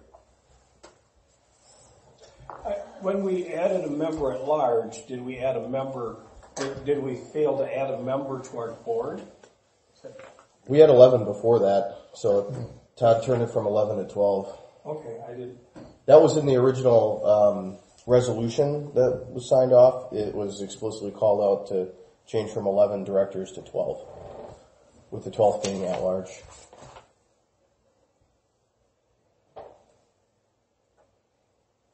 That was signed by President Doug Bowen on the 10th of January 2010. What's that?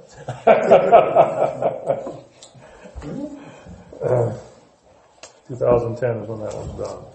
Well, I would suggest that we contact Tom Davies and if he says, well, maybe it could be, or if he says, it ain't happening, then it just ain't happening. You could still make it at large, because then it's like, Yeah. you know, I if was somebody gonna say else, either you know, because way, it's I think we need like, to guess make what, it if you at want to be an at-large member, you gotta duke it out, just go up for re-election against their treasurer. It's It's like like, still well, that's operating illegal. So I mean, I would say that we ask him, and if they're interested, great, because it would be only a benefit to have somebody from there. And he may not have the staff or the time to send somebody to all our meetings either. That's very true. But they'll still give us some support. I don't know. So I'm prepared to make a motion on this. Do we have one on the table that Not- Seth made or not? Yes, we do. Yeah, you did. So Seth's motion was to, My motion was to get rid of the county board from the Land and Water Committee and change that to an at-large member, so that our at-large member would be 2 people instead of 1, and we would get rid of that wording about the county and the Land and Water Committee. And strike that whole sentence. and then we just change the number, the word from 1 to 2 in the following second sentence. Yep. And then we'd be covered, and then we could still talk to County Land and Water about it. Yeah. And if they said no, then we've got an open seat for that one. So that's the motion, to strike it and add 2 at large. Sounds good. We could give the whole county board and committee memberships, they could come. And free rot to cap or whatever. So that was Seth's motion. Yep, so the motion There's a is, second. And was there a second? Yes, seconded. Alright, so it's seconded. Motion is made and seconded to strike. The Board of Directors shall ask County Board to appoint 1 county board member from the Land and Water Committee to the board, in which case we would add a second at-large bid, which would result in a modification of the following sentence from 1 to 2. So we're not gonna have 13. Well, we haven't gotten We're there not yet. there yet. We're not there yet. One at a time. separately. Yeah, we'll take it piece by piece, and if it doesn't compute, then we can, go back and tinker with it. So that's the motion made and seconded. Any other debate on that 2 sentences of 3.02? If not, we'll call a vote. All in favor of striking a county land and water sentence and taking that seat and adding it to the sentence that follows it? All in favor? Aye. Opposed? The bylaws will be amended to strike the Board of Directors shall ask County Board to appoint 1 county board member from the Land and Water Committee to the board. And the following sentence will be amended to read, the Board of Directors shall appoint 2, with the number 2, directors, Yes, plural, on there, at large from the community. And so that'll be amended. For what it's worth, the from the community part at the end, that doesn't really bother me, because County Land and Water is part of the community, like government and people and whatever, we're all on the same team, right? So I don't think that from the community is any concern. Does anybody have a concern at that? No? Okay. So that's step 1 of 3.02, tenure and eligibility. Anything else? I would just make a motion outright to strike that the resident part of the town appointments, because if Ripon wants to nominate somebody from somewhere and says, we like this guy, they got, the best interest of all of us at heart, we want this guy on the board, why would we say no to that because they don't live within your town boundaries? So my motion would be to strike the word residents from... It's town residents. Should we say shall appoint 3 to the board? Yeah, that's right. So my motion would be the Board of Directors shall ask the town of Nepeuskun to appoint 3 of its town residents to the board. Of its town residents would just be struck, and it would just read appoint 3 board members. Don't we have to change that in all of them then? Correct. It's Yeah, it would. It would be on all of those because Yeah, I residents. think it's a good idea that the towns are doing it, but I think that we should get rid of the resident part. To give them the freedom. Right. Yeah, let them be the Your town filter. still got to elect them, so or to appoint them, so it's still going through the town. Yeah. I think that's a good idea. The board of directors shall ask the town of Nepeuskun to appoint 3 to the board. 3 directors to the board. That's fine. 3 directors to the board. 3 persons. Because So in all 3 lines, get rid of town residents and change it to persons. You could just strike of its town residents. It could just say 3 to the board. Next line would be Right. 3 to the board. Okay. Next one could be 2 to the board. got it. 2 to the board. I'll second that. Okay. Plus, we're changing the town rep into 3 at the same time. Well, I think we should do that in a different one. Okay, I do too. If that's okay? Yep. Okay. So any other debate on the striking of the words town residents from these 4 sentences regarding Nepeuskun's, Utica's, Rushford's, and Town of Rippon's appointments? Any other debate or discussion on it? Okay, we'll call the vote. To strike town residents from those 4 sentences in 3.02 tenure and eligibility. All in favor? Aye. Opposed? Passed unanimously. Town residents will be struck from the 4 sentences, which will give the towns freedom to nominate whomever it wishes to the director position of Rush Lake Watershed Restoration. Okay. What else? We're gonna have to do something with the town of Ripon because we're not The numbers don't add up. within them parameters now. Sure. Because I'm from the town of Ripon, I'm not gonna make a motion. That's fine. Well, Although, just to clarify, there's 12 directors and we've got 12 named. right, So we have to add 1 to the town of Ripon. We would. we don't have to right now though. No, because we are the directors. One of our town people Could become the could be an at-large member now. But if we're going to add one from the county, then we have to add one somewhere. I think striking the residents out of this, we can get more at large, not called at large, but all right. If you'd have come to the town of Ripon, you were at all those meetings, and you'd have come to the town of Ripon because we lost somebody, and said, hey, I'd be glad to do that for you. We would have appointed you. Right. Because we had you have to find somebody that wants to do this job and that cares about the job, So I think striking the residents is going to get us, not as it's defined in here, but it's going to get us more at-large kind of people. So that's my feeling. I think that'll help a lot. Because, like I said, if Marty hadn't been coming to all those meetings, I knew he was interested. I just called him up and he said, sure. So the town doesn't want to go scrambling. We got enough stuff to do without scrambling trying to find somebody, Besides, these guys the price has been right, so they get the same as I do. I would say for right now, everybody's covered as far as what we just changed. So unless we're going to add a member somewhere, everybody is covered under this. Because we struck the county one. Right. And we also, right. So we have an extra at-large person. So one of the people that was one of the town of Ripon people can now be an at-large member. But again, though, is if you're going to go and add somebody from Right. If we're going to add somebody from the soil and water or whatever, then we have to add you need another to add person. another. But If do we you want wanna- to keep this composition, then you need to add 1 more. Do we want to wait to add one more until we find somebody that wants to do it?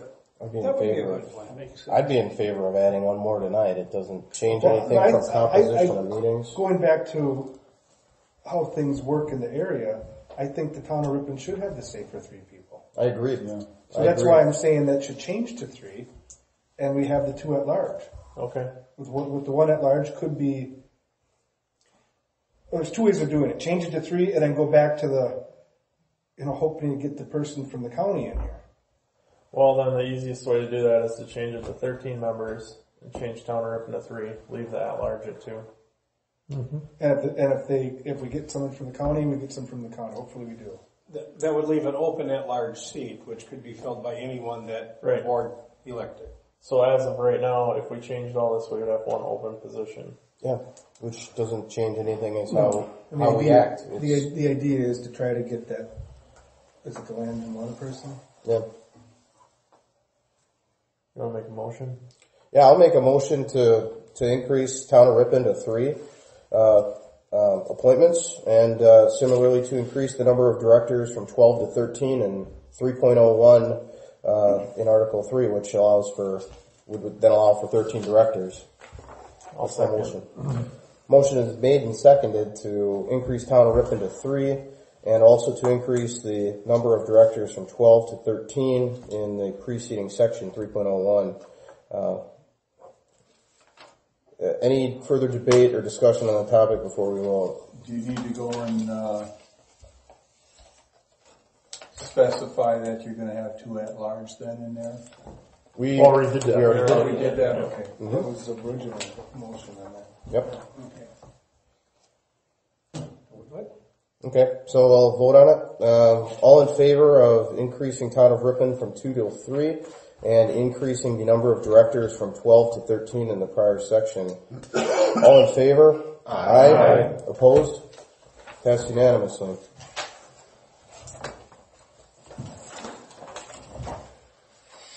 So, That's the big one.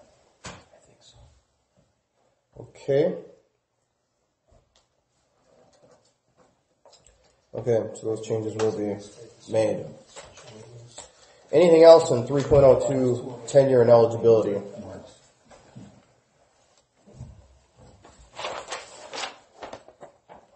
I have one, and it's minor.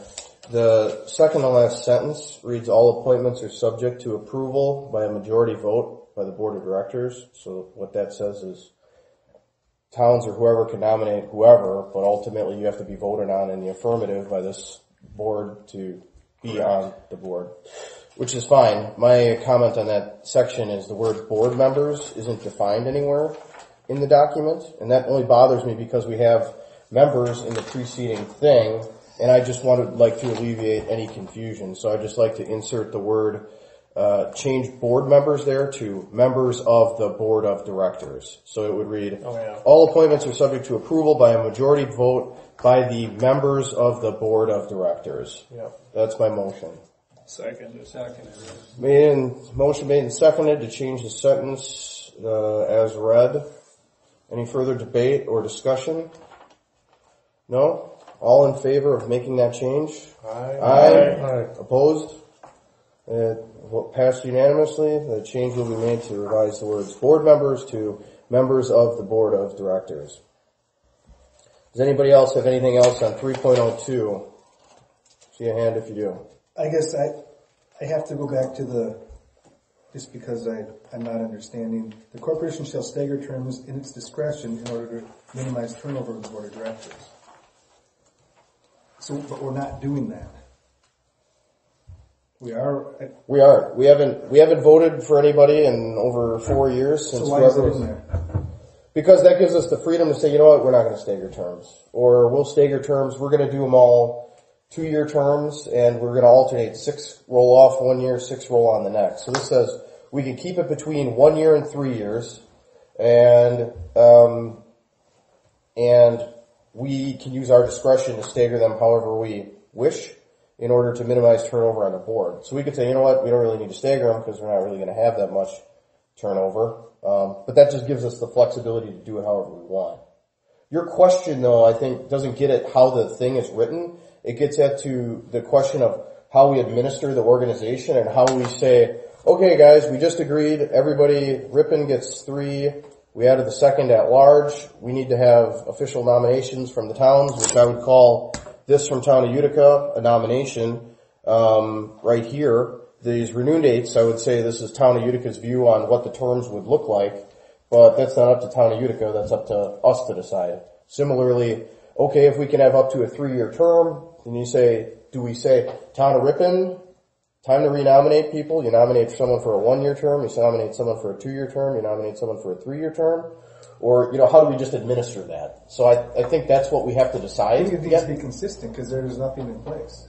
Right. So there's never been a need for it, but if you're going through the bylaws, I mean, do I want to re-up for another 3 years, or am I here for 1 year, or I don't know. Yeah. We can reopen this though too, I mean, right? I mean. Yeah, well, so the way it stands today, I don't see how any of the board members change unless I communicated to the towns, guess what, you don't have to nominate town residents anymore. And then, the town would be like, oh, I don't? Well, then I don't want these guys on the board, I want someone else. I don't think the towns are going to say that, Not a chance that's going to happen. So, we need a live body, right? Yeah. So, the only way you run into a problem with getting nominations in this is if a majority of us decide we've done with this and we walk out of here. Now you got an issue with nominations and people, but until something like that happens, this is going to be the board until someone. Obviously, you either resign or die, or.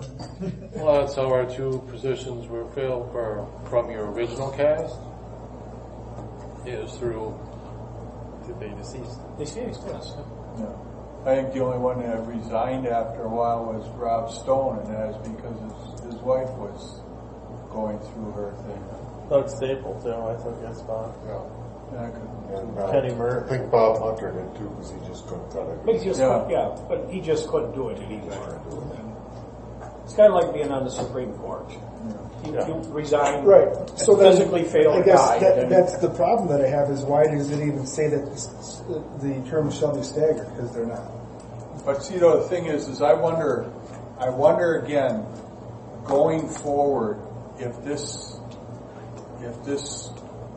enterprise morphs, that it will be more important that you do have staggered terms in there, that you get maybe 4 or 5 rotate at one time versus the whole Megillah, because you might have your irons in a lot of different fires and you need to have somebody who knows how to run the fort.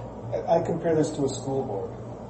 I really do, because you have people. You're not doing this for the money. You're interested in what you're doing, and there's turnover by design. Not that we have to have turnover by design, but when it does come, there's going to be people there that are solid and understand the vision. But now, after having said that, is anybody going anywhere? to your question, Todd, we could just figure this out right now. If we just said, okay, 3 of the 4 townships have 3 appointments. So if we just said, and I'm comfortable reaching out to the towns and saying, okay, towns, you have 3 nominations. We need you to submit those to the secretary and myself so we can vote on that at the next meeting. We're going to have, we would like you to submit someone for a 1-year nomination, which you'll renominate somebody in a year. You submit somebody for the 2-year nomination. So basically the town would come up with a new person, or re-up the person every year. So if we did nothing but that would take care of 9 of our 13 board members. Where it'd say Town of Ripon, Town of Nepeuskun, Town of Utica. You got a person every year that you get to nominate to stagger the terms, right?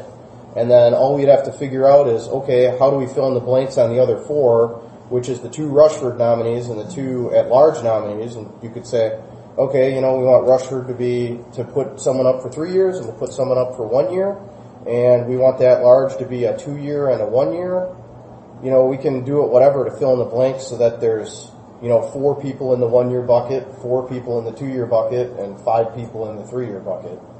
Because then that would make it totally staggered. You'd have a constant re-upping and a touch, and I think that's where we kind of fell by the wayside on this, is we weren't talking to the towns. When we handed it over, I didn't talk to a town official about anything other than Ron. And, if you're in the room here, you're a town official I was talking to. I never talked to a town chairman about anything having to do with their appointments ever.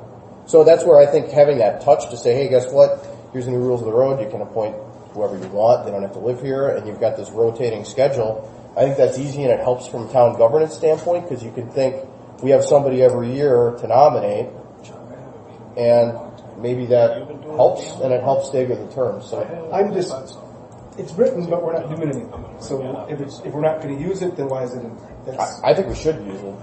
That's And my only- John Blaisdell suggested using staggered terms at the last meeting. So I'm happy to just like vote on it right now between all of us to say how we go about staggering the terms, and then I'd reach out to the towns and say submit your nominations that fit these timelines. It's a January nomination, right? So we start with a new board at the beginning of the year, or vote the board in at the beginning of the year and have officer elections right after the new board is installed, and we do it in January's meeting. In a normal year, we're not doing this in January, right? When do you appoint your committees? After the election in April, but these can be appointed. That'd be a better time, because that's when you, well, it doesn't really matter, I guess. Doesn't matter. It's not that big a deal. I mean, I don't know how the other town boards operate. I've been to the town of Utica. At the town of Utica, after our meetings, we usually get a report. I think Chuck has been taking care of the dam report at this point, and Lawrence used to do that before. And I know that's how I became involved here, was because of that. And Lawrence nominated me as the alternate to the committee to take his place when he decided he was no longer going to be here. I didn't know it was going to be as soon as after he nominated me as it was, but I mean, I don't know if the other town boards are even aware. Are the other town board members even aware of anything that happens at the Rush Lake committee meetings? Well, Oh, sure. I always, There's the town of Nepeuskun has a newsletter. Right. Put something in there. Well, a monthly report from Nepeuskun given by myself, or Brett has even attended and done that. So I usually tell them what we're doing at ours. I mean, And I tell them what before when the meetings are going to be. So. Right. Well, in conjunction with that, as they're getting a report, I mean, it can be obviously brought up that we need to renominate our members. Yeah. That very well could be, and it wouldn't be that hard. And then I know the town of Utica handles it the same way as memberships on other boards. Every 3 years, everyone we get contacted. Are you interested in being on it, or would you? I guess it gives us an out, if not anything else. Are you interested in being on it? Either yes or no. And I don't know that they look for other applicants, but the Board of Appeals went for a long time without somebody in it. without someone on it, right? Sometimes it's harder to fill. We've gone without elected officers from time, constable and such. We've put terms without even someone putting a name in for an elected position. So.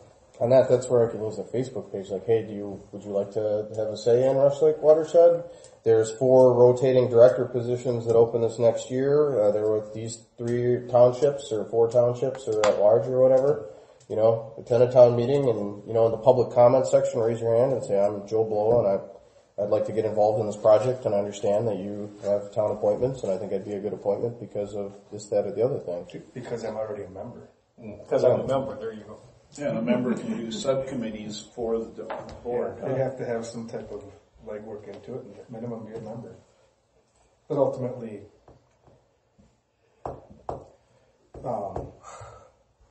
who would decide that? The town would decide it, right? What? Or do we accept that person? Well, the town. No, We don't have to accept their. Just The town because, sends a but you're nomination saying that we just have to because the accept it as town a board committee. sends somebody here, The and if committee you have decides. issues with them, Then we could say no. You could Then you say we no. could If we say had somebody from PETA coming in here, we might not want to. We could say no. I shouldn't say it that way, but you know what Well, I I mean. mean, Yeah. you could have someone with a very conflicted attitude toward what they want to see on the lake, and this committee couldn't Because it would reject drive that it to a whole nomination. totally different area that Right. we don't want to be. Right. Ultimately, the board of directors here has the final say on who's a member of the board of directors. Right. All right, that answers that question.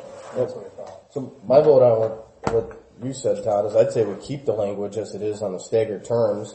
I'd say as I reach out to town boards, or you guys are on the town boards, say, hey, guess what? They're staggering their terms officially. I'd suggest that we approach it, hey, if you have 3 town appointments, you got a 1-year term, a 2-year term, and a 3-year term, so every town's got somebody rolling on. And then all we'd have to figure out is the 2 seats that Rushford has and the 2 seats that the at-large seats, how they roll on and out.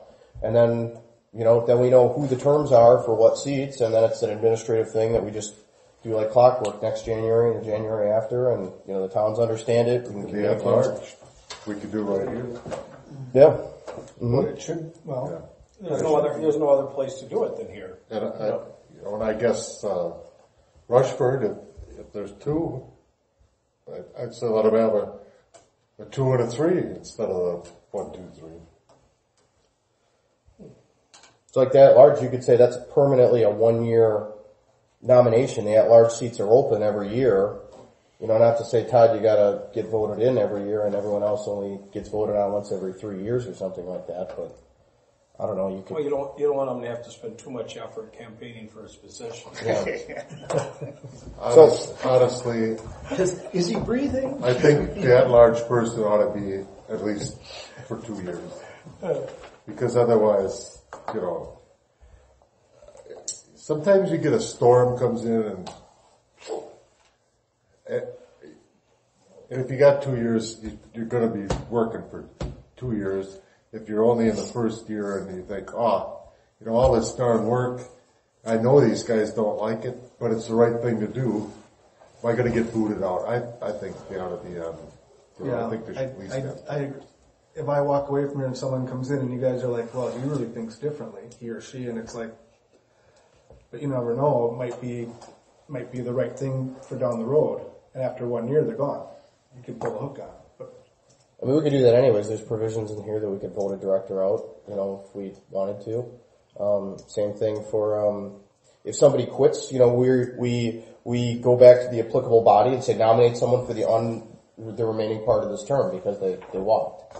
So I'd be fine with that, Gary, if we said, guess what, the at-large positions, those are 2-year terms starting, immediately. Those are always 2-year terms. The towns, I'd say, we call those 3-year terms, but ask them to stagger one, to put up someone with 1 year left, another person with 2 years left, another person who would look like brand new because they have a full term. And then if we do that, we just figure out what town of Rushford's is, whether the Rushford's appointing someone for a 3-year and a 2-year, or a 3-year and a 1 year, or a 2-year and a 1 year, whatever. So the idea is to leave the language the same for now, for here. right. I'd say. Okay. So administratively, because at the next meeting it'd be really great to say, okay, we're voting on who the directors of Rush Lake Watershed are for 2019 going forward. I'd love to make that an agenda item just to get the housekeeping out of the way at the beginning of the meeting so we can turn the page and say, okay, enough of this administrative junk. Let's actually do something. So I'd love to just have a vote on how we approach it, when the terms start, if we say they all start in the same month, what that month would be, and if we go with something like I proposed with the staggered terms, towns get 3-year appointments across the board. The at-larges, the 2 years you suggest, Gary, I'd support that. And Rushford, I'd suggest Rushford, you only have 2 seats, so you get a 3-year and a 2-year because guess what? Rushford's been very supportive of the process and they're giving us $2,000 for the lake planning grant because they're like, hey, we're not on a lake, but we understand the value of what you're doing and we want to support that. So I'd like recognizing that with a 2-year, remaining on a 3-year term and a full 3-year term for Rushford. That'd be my vote.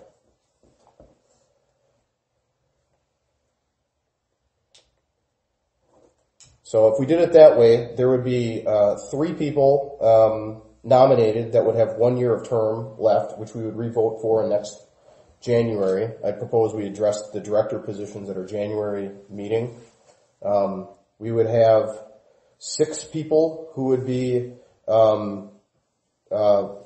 director votes in the January meeting of 2020, and there would be 4 directors that would be voted on in the January meeting of the 2021 meeting. So it's a little lopsided towards the 2 years, but we could stagger that. We could say it's a 2-year term for the at-large, and there's 1 year of fuse left on the current 2-year term, and then there's another 2-year term that's got a full 2 years left on it. So if we did it that way, it would be 4, 5, and 4. So there'd be no more than 5 directors to vote on in any January, and there'd be no less than 4 to vote on in any January. I heard that sounds good, which sounds like enough. Okay, any other discussion on that? Otherwise, I'd say that would be the script that I would go to the towns with. I'd just draft a simple letter to the towns, which I'd get to, like Chuck, I'd get it to you to take to the town meeting and say, here's what it is. We need to submit appointments by, at the end of December. You need to determine, who has how many years left on their term and the duration of the terms that you have based on the agreement of Rush Lake Watershed here tonight. Do you want those this January yet, or? No, we would do it at the next meeting, which is. Well, here's the thing. Our meetings, and yours is probably coming up too. Second Monday. And if you want this for this year, I'm gonna have to get it on the agenda. Get it on the agenda. Our board meeting agenda. Because you can't do this unless it's on the agenda. We could table it for the April meeting because so sneak peek on the last agenda item for upcoming meetings. We do our regularly scheduled meetings. We've got an April meeting on like the third Thursday. So we could say we're going to punt it to that. First item on the April meeting is director votes for whatever the towns submit. Second item, and then once the votes happen, that becomes the new board. Second item is voting for the officer positions that come from it, and then we proceed with the normal meeting. Before the April meeting, we'll need to have a special meeting to kick off the lake planning grant, assuming we receive the lake planning grant. And that's one where having Dr. Kyle Herman from UW Stevens Point here to talk, guys like Brian Glindzinski from Ducks Unlimited, and to help discuss it as a group. How do we create that steering committee and then say, okay, steering committee, go forward, run the $50,000 lake management planning project that's going to occur in 2019. Because that'll be a special meeting that we'll need to call once we get that notice, and we won't know when that is. So I would say we'll just table it for the April meeting, Gary. All right. Well, I'm gonna call him tomorrow anyway and get it on the agenda for next week. Okay. So we get it done.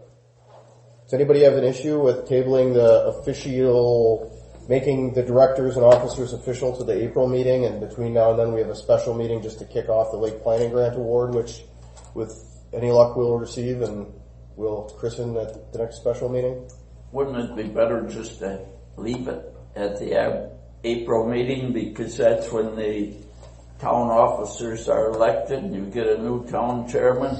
It would be better that he would be making those recommendations at that time.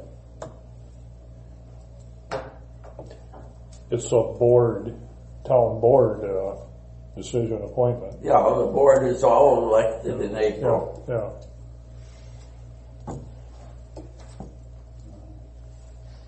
Town could decide that, say, hey, our April meeting is scheduled for this date. We'd like you to submit appointments before that date. If you don't, you still get appointments. We just won't be able to vote on your appointments at that time. That's the town's problem, man. Yeah, and then we could say that there's a get out of jail free card in the bylaws that says, hey, if we could kind of basically do whatever we want. That's the back of the thing on implied amendments 7.02. So just because we don't have it and don't do it in the April meeting, that doesn't mean we can't pick it up at the July meeting or whatever. So if the town's not comfortable for whatever reason, you don't have to. And I can put that in a letter. I honestly think this board isn't that big a deal for the town to appoint. We do them in January, and a new board comes on. It's not a big deal. I don't think it's going to be but he's partly right, because that's what like the fire district and all that's done after the new board is elected. Yeah. So. There's not people scratching and clawing to get into this deal. It's just terrible. You You gotta have the cops out there keeping it. Yeah.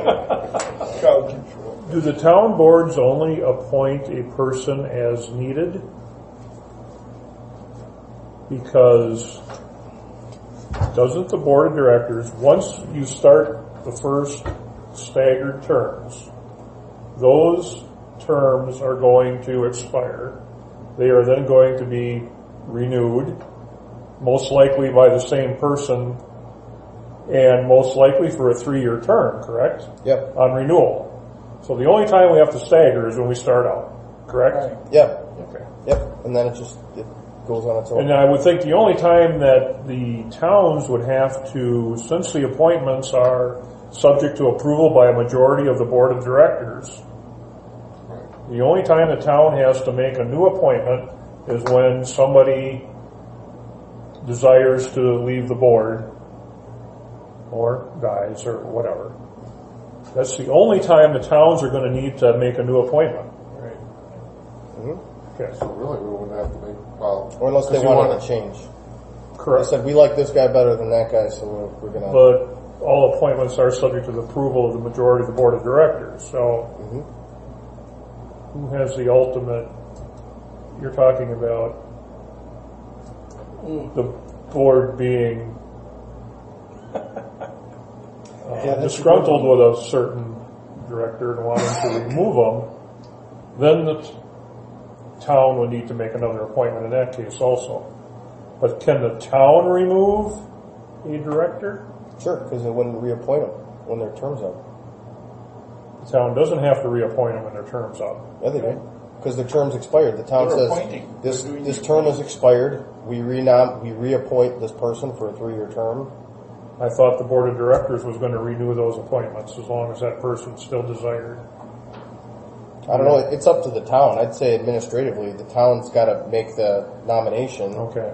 And then we ratify it or vote it down. The only one the board really votes on is that large, or has complete say, correct? Or not complete say, but No, they always have complete say, but the nomination comes from within the comes from board. within the town board. Do it. Okay, say Ron has 3 guys, the 3 guys that are on it now, and one of them comes up to be re-elected, renominated, I should say. And then I come up and say, I want to be nominated. Do you make the decision of which one of us is going to get nominated then? The town would make the first decision on the I appointment. mean, with like the incumbent and then the new guy, you'd have to just decide between them, right?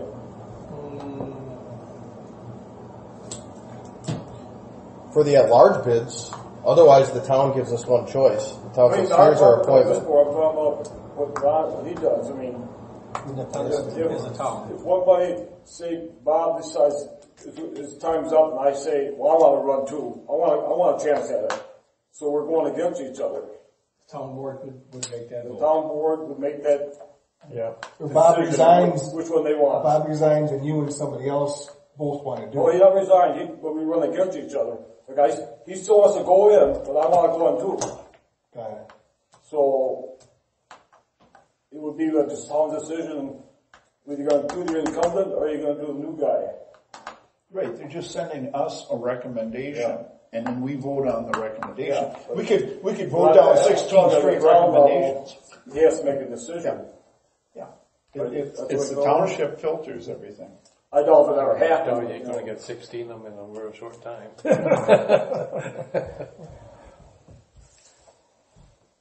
Usually all you have to be is the first person to say yes and you met the nomination for the town. Well, I think we're okay. I think it'll I work. think it'll work, yes. Our challenge may be to make sure that the towns are reminded of their appointments if they themselves forget about it. Maybe that is something that we need to take upon ourselves. I hate to bring up another subject, but what if we have a position where someone resigns, leaves the board, and the town does not find someone to fill their position? Does that just become an open spot on the board, or could the board fill that with another, say, at-large position? Well, I think then the board, if somebody's let the board know that they want to run, they let the town Let the know. town know. They let Yeah, them be they represented still in have that to come town. through the town, yeah. Seems like the But best. they'll get the nod because nobody's there. Well, Vacated, yeah. Yeah. So,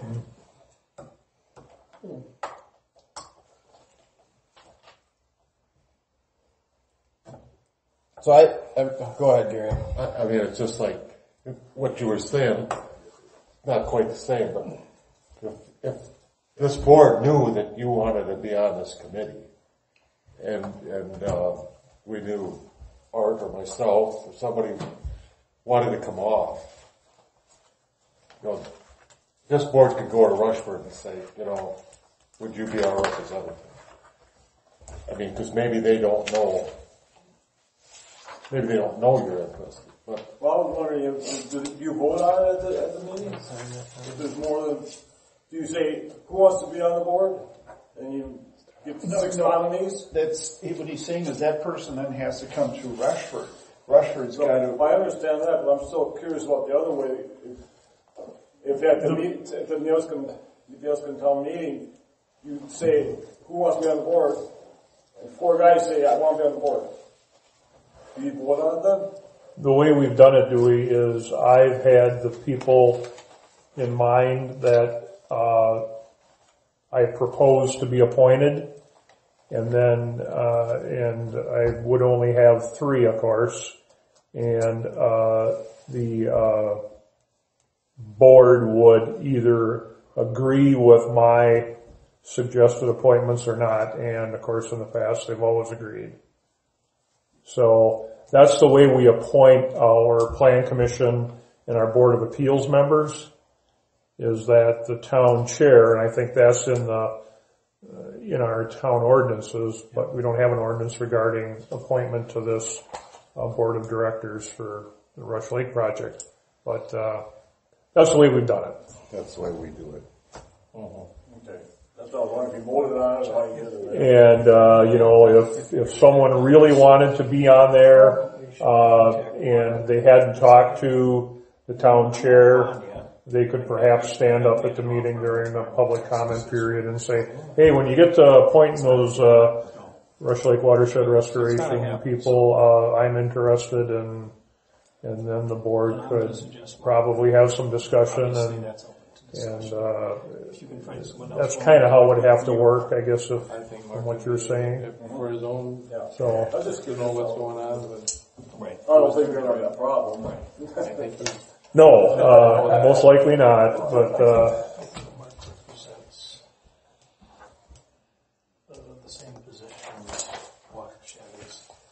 Okay. we're gonna move on, or are we gonna so we're cut this off? or- almost to the end of the administrative proceeding on how do we stagger the terms and go about it. I made the proposal that I write a letter to the towns, basically telling the towns, here are your number of appointments. You get 3-year terms for your appointments. We need you to stagger them. The terms begin in January of the year. We would like you to make your appointments by the date of our April meeting, which is X, which we'll decide in just a minute. And if you're not able to make it, that's fine. We'll consider your appointments at the next regularly scheduled meeting of Rush Lake Watershed Restoration, Inc.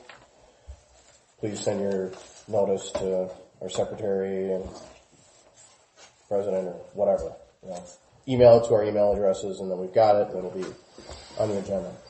So that's my proposal. And if we're supportive of that, I would take that approach with the towns, and my proposal would also be 2-year terms, like which Gary mentioned, for all the at-large seats, with one of them expiring 1 year from now for a re-up, and one of them being 2 years, and that would be the thought about county seat for someone in land and water, and Todd, assuming he wishes to continue. So that's my proposal. If the board's in support of it, I'll write the letter, get it off to the towns, and it'll be an agenda item at our April regularly scheduled meeting. I'm seeing nods. I should go with it. Alright, okay. Should we vote for it? All in favor of me proceeding like that? Aye. Opposed? That's what I'll do. And then we'll have staggered terms and all that. Okay. So this is still on 302 tenure and eligibility. I don't know if you guys noticed, but there's plenty of bylaws left. And it's 9:20, and I don't exactly want to go through everything at this point, unless you guys are eager to just continue reading through bylaws tonight. If you have anything significant to speak about or address in here, I think, we should make time for that, since we're talking about, we've made several changes here this evening. But if there's minor nits, it's something that we could come back to at another meeting. And The only thing that quickly is 4.4 05, chairman of the board. Basically, you know, I've always thought of you as being the president, and that's what you're elected as, but you're actually working as the chairman of the board too, aren't you? So do we need to have both of these in here, or should we just roll the duties of the chairman of the board into the president and eliminate that?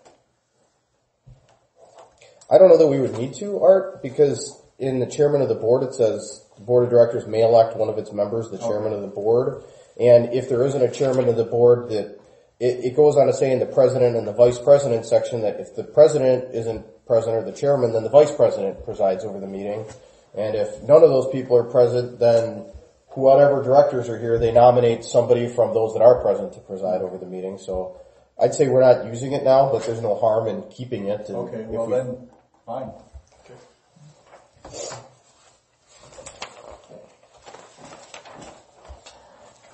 Okay. I do have some nits, but I don't want to talk about them tonight. Because it's things like my double space and that period doesn't belong there type things. No. I think at 9:20 at night tonight. Oh, we need to set meeting dates. Does anybody else have anything that they would like to address here in these bylaws at this time? If not, I'm not planning on making it an agenda item for the next meeting other than to circulate an updated set of bylaws to everybody with a recap of the changes at hand, and so that we've all got that. And Seth will connect on that to make sure we've got our I's dotted and T's crossed. Okay, so if you guys are supportive of that, we can move on to scheduling the next meetings. So I mentioned before needing a special meeting. The bylaws actually require it if we create a subcommittee. I'd consider the steering committee that will be managing the project to be a subcommittee, and establishing that committee be an important task of this board of directors. So the feedback I received from the DNR thus far in reviewing our application, and they've just given us some general questions so far, is assuming we have an award, we would schedule a special meeting that would be scheduled in short order, maybe 2 weeks after we receive notice of that award, where we would try to get as many of the people in the room as possible, like Dr. Kyle Herman of UW-Stevens Point, Brian Blinzinski of Ducks Unlimited, and anybody else that might, County Land and Water, because they'd be an important partner on the steering committee, and we can, set the steering committee at that meeting. So I'd propose that we'll have a TBD special meeting once we receive that notice. We could also address assurance at that meeting, which should be a pretty short topic based on Todd and I running that one forward. So that would be basically the two topics at that special meeting, if that sounds acceptable. And the normally scheduled meeting, if we said third Thursday in April, that would be April 18th at 7 o'clock here at Nepeuskun Town Hall, where we'd address director voting and regularly scheduled kind of topics, an update from the steering committee and whatnot. Discussion of either of those proposals for meeting dates. Here again? Sure, the calendar is clear for April 18th here. I don't know, I switched it over here early this year. I'm not as in tune with the meeting, the calendar that they have at the town, the Waukau Youth Building. And I can go online on the Nepeuskun website and see what dates look like here. So I can walk into the room and we could look it up right now if, that date's free. Let's do it here. It's quieter here too. Yeah. It's easier to hear. Yeah, it's much better here. Yeah. And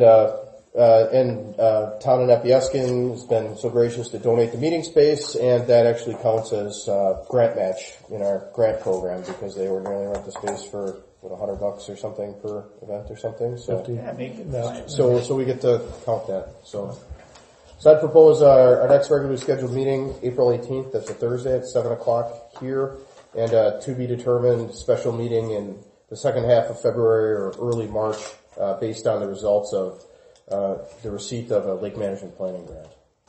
And at that meeting, what would be discussed again? The special meeting? Setting up the steering committee, who's managing the project going forward and making sure this thing is, that DU's involved, county's involved, and that the people that are on that steering committee we appoint them on that committee, Because like Brian Glodzinski, Melissa Curran, and I have talked to him a few times, and they said, we'll donate time towards the project. We'd like to know what that is a little bit more. So having Brian in the room with the Stevens Point professor, with us and Melissa talking about here's what the project looks like, that's really the official start of the project once the award is received. I have a question. If those people have to come down here, would we be better off, or could we have an afternoon meeting? You could. Would that be easier for those people to, could we get more of those people to attend that if it was afternoon rather than coming at 7 and having to go back to Stevens Point? Or My thought on that, Gary, is I'll probably be the first one to see if we receive an award, and when we do, the first thing I do is get on the horn and call every one of you to say, we received an award, here's what that means, here's what I'm doing next. I'm going to call this guy in Stevens Point, I'm going to call Brian Glodzinski, I'm going to call County Land and Water, ask them what their schedules look like in the next 2 weeks and try and find something that splits the uprights.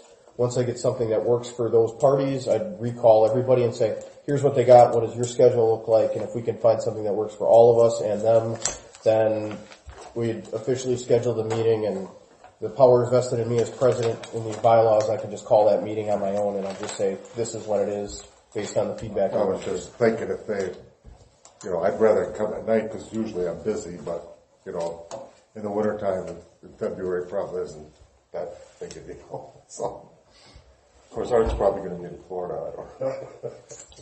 You could call in, towns, I forget who I talked to, it said, town officials leave, they allow them to call into meetings, and so we could always do something like that if we needed to.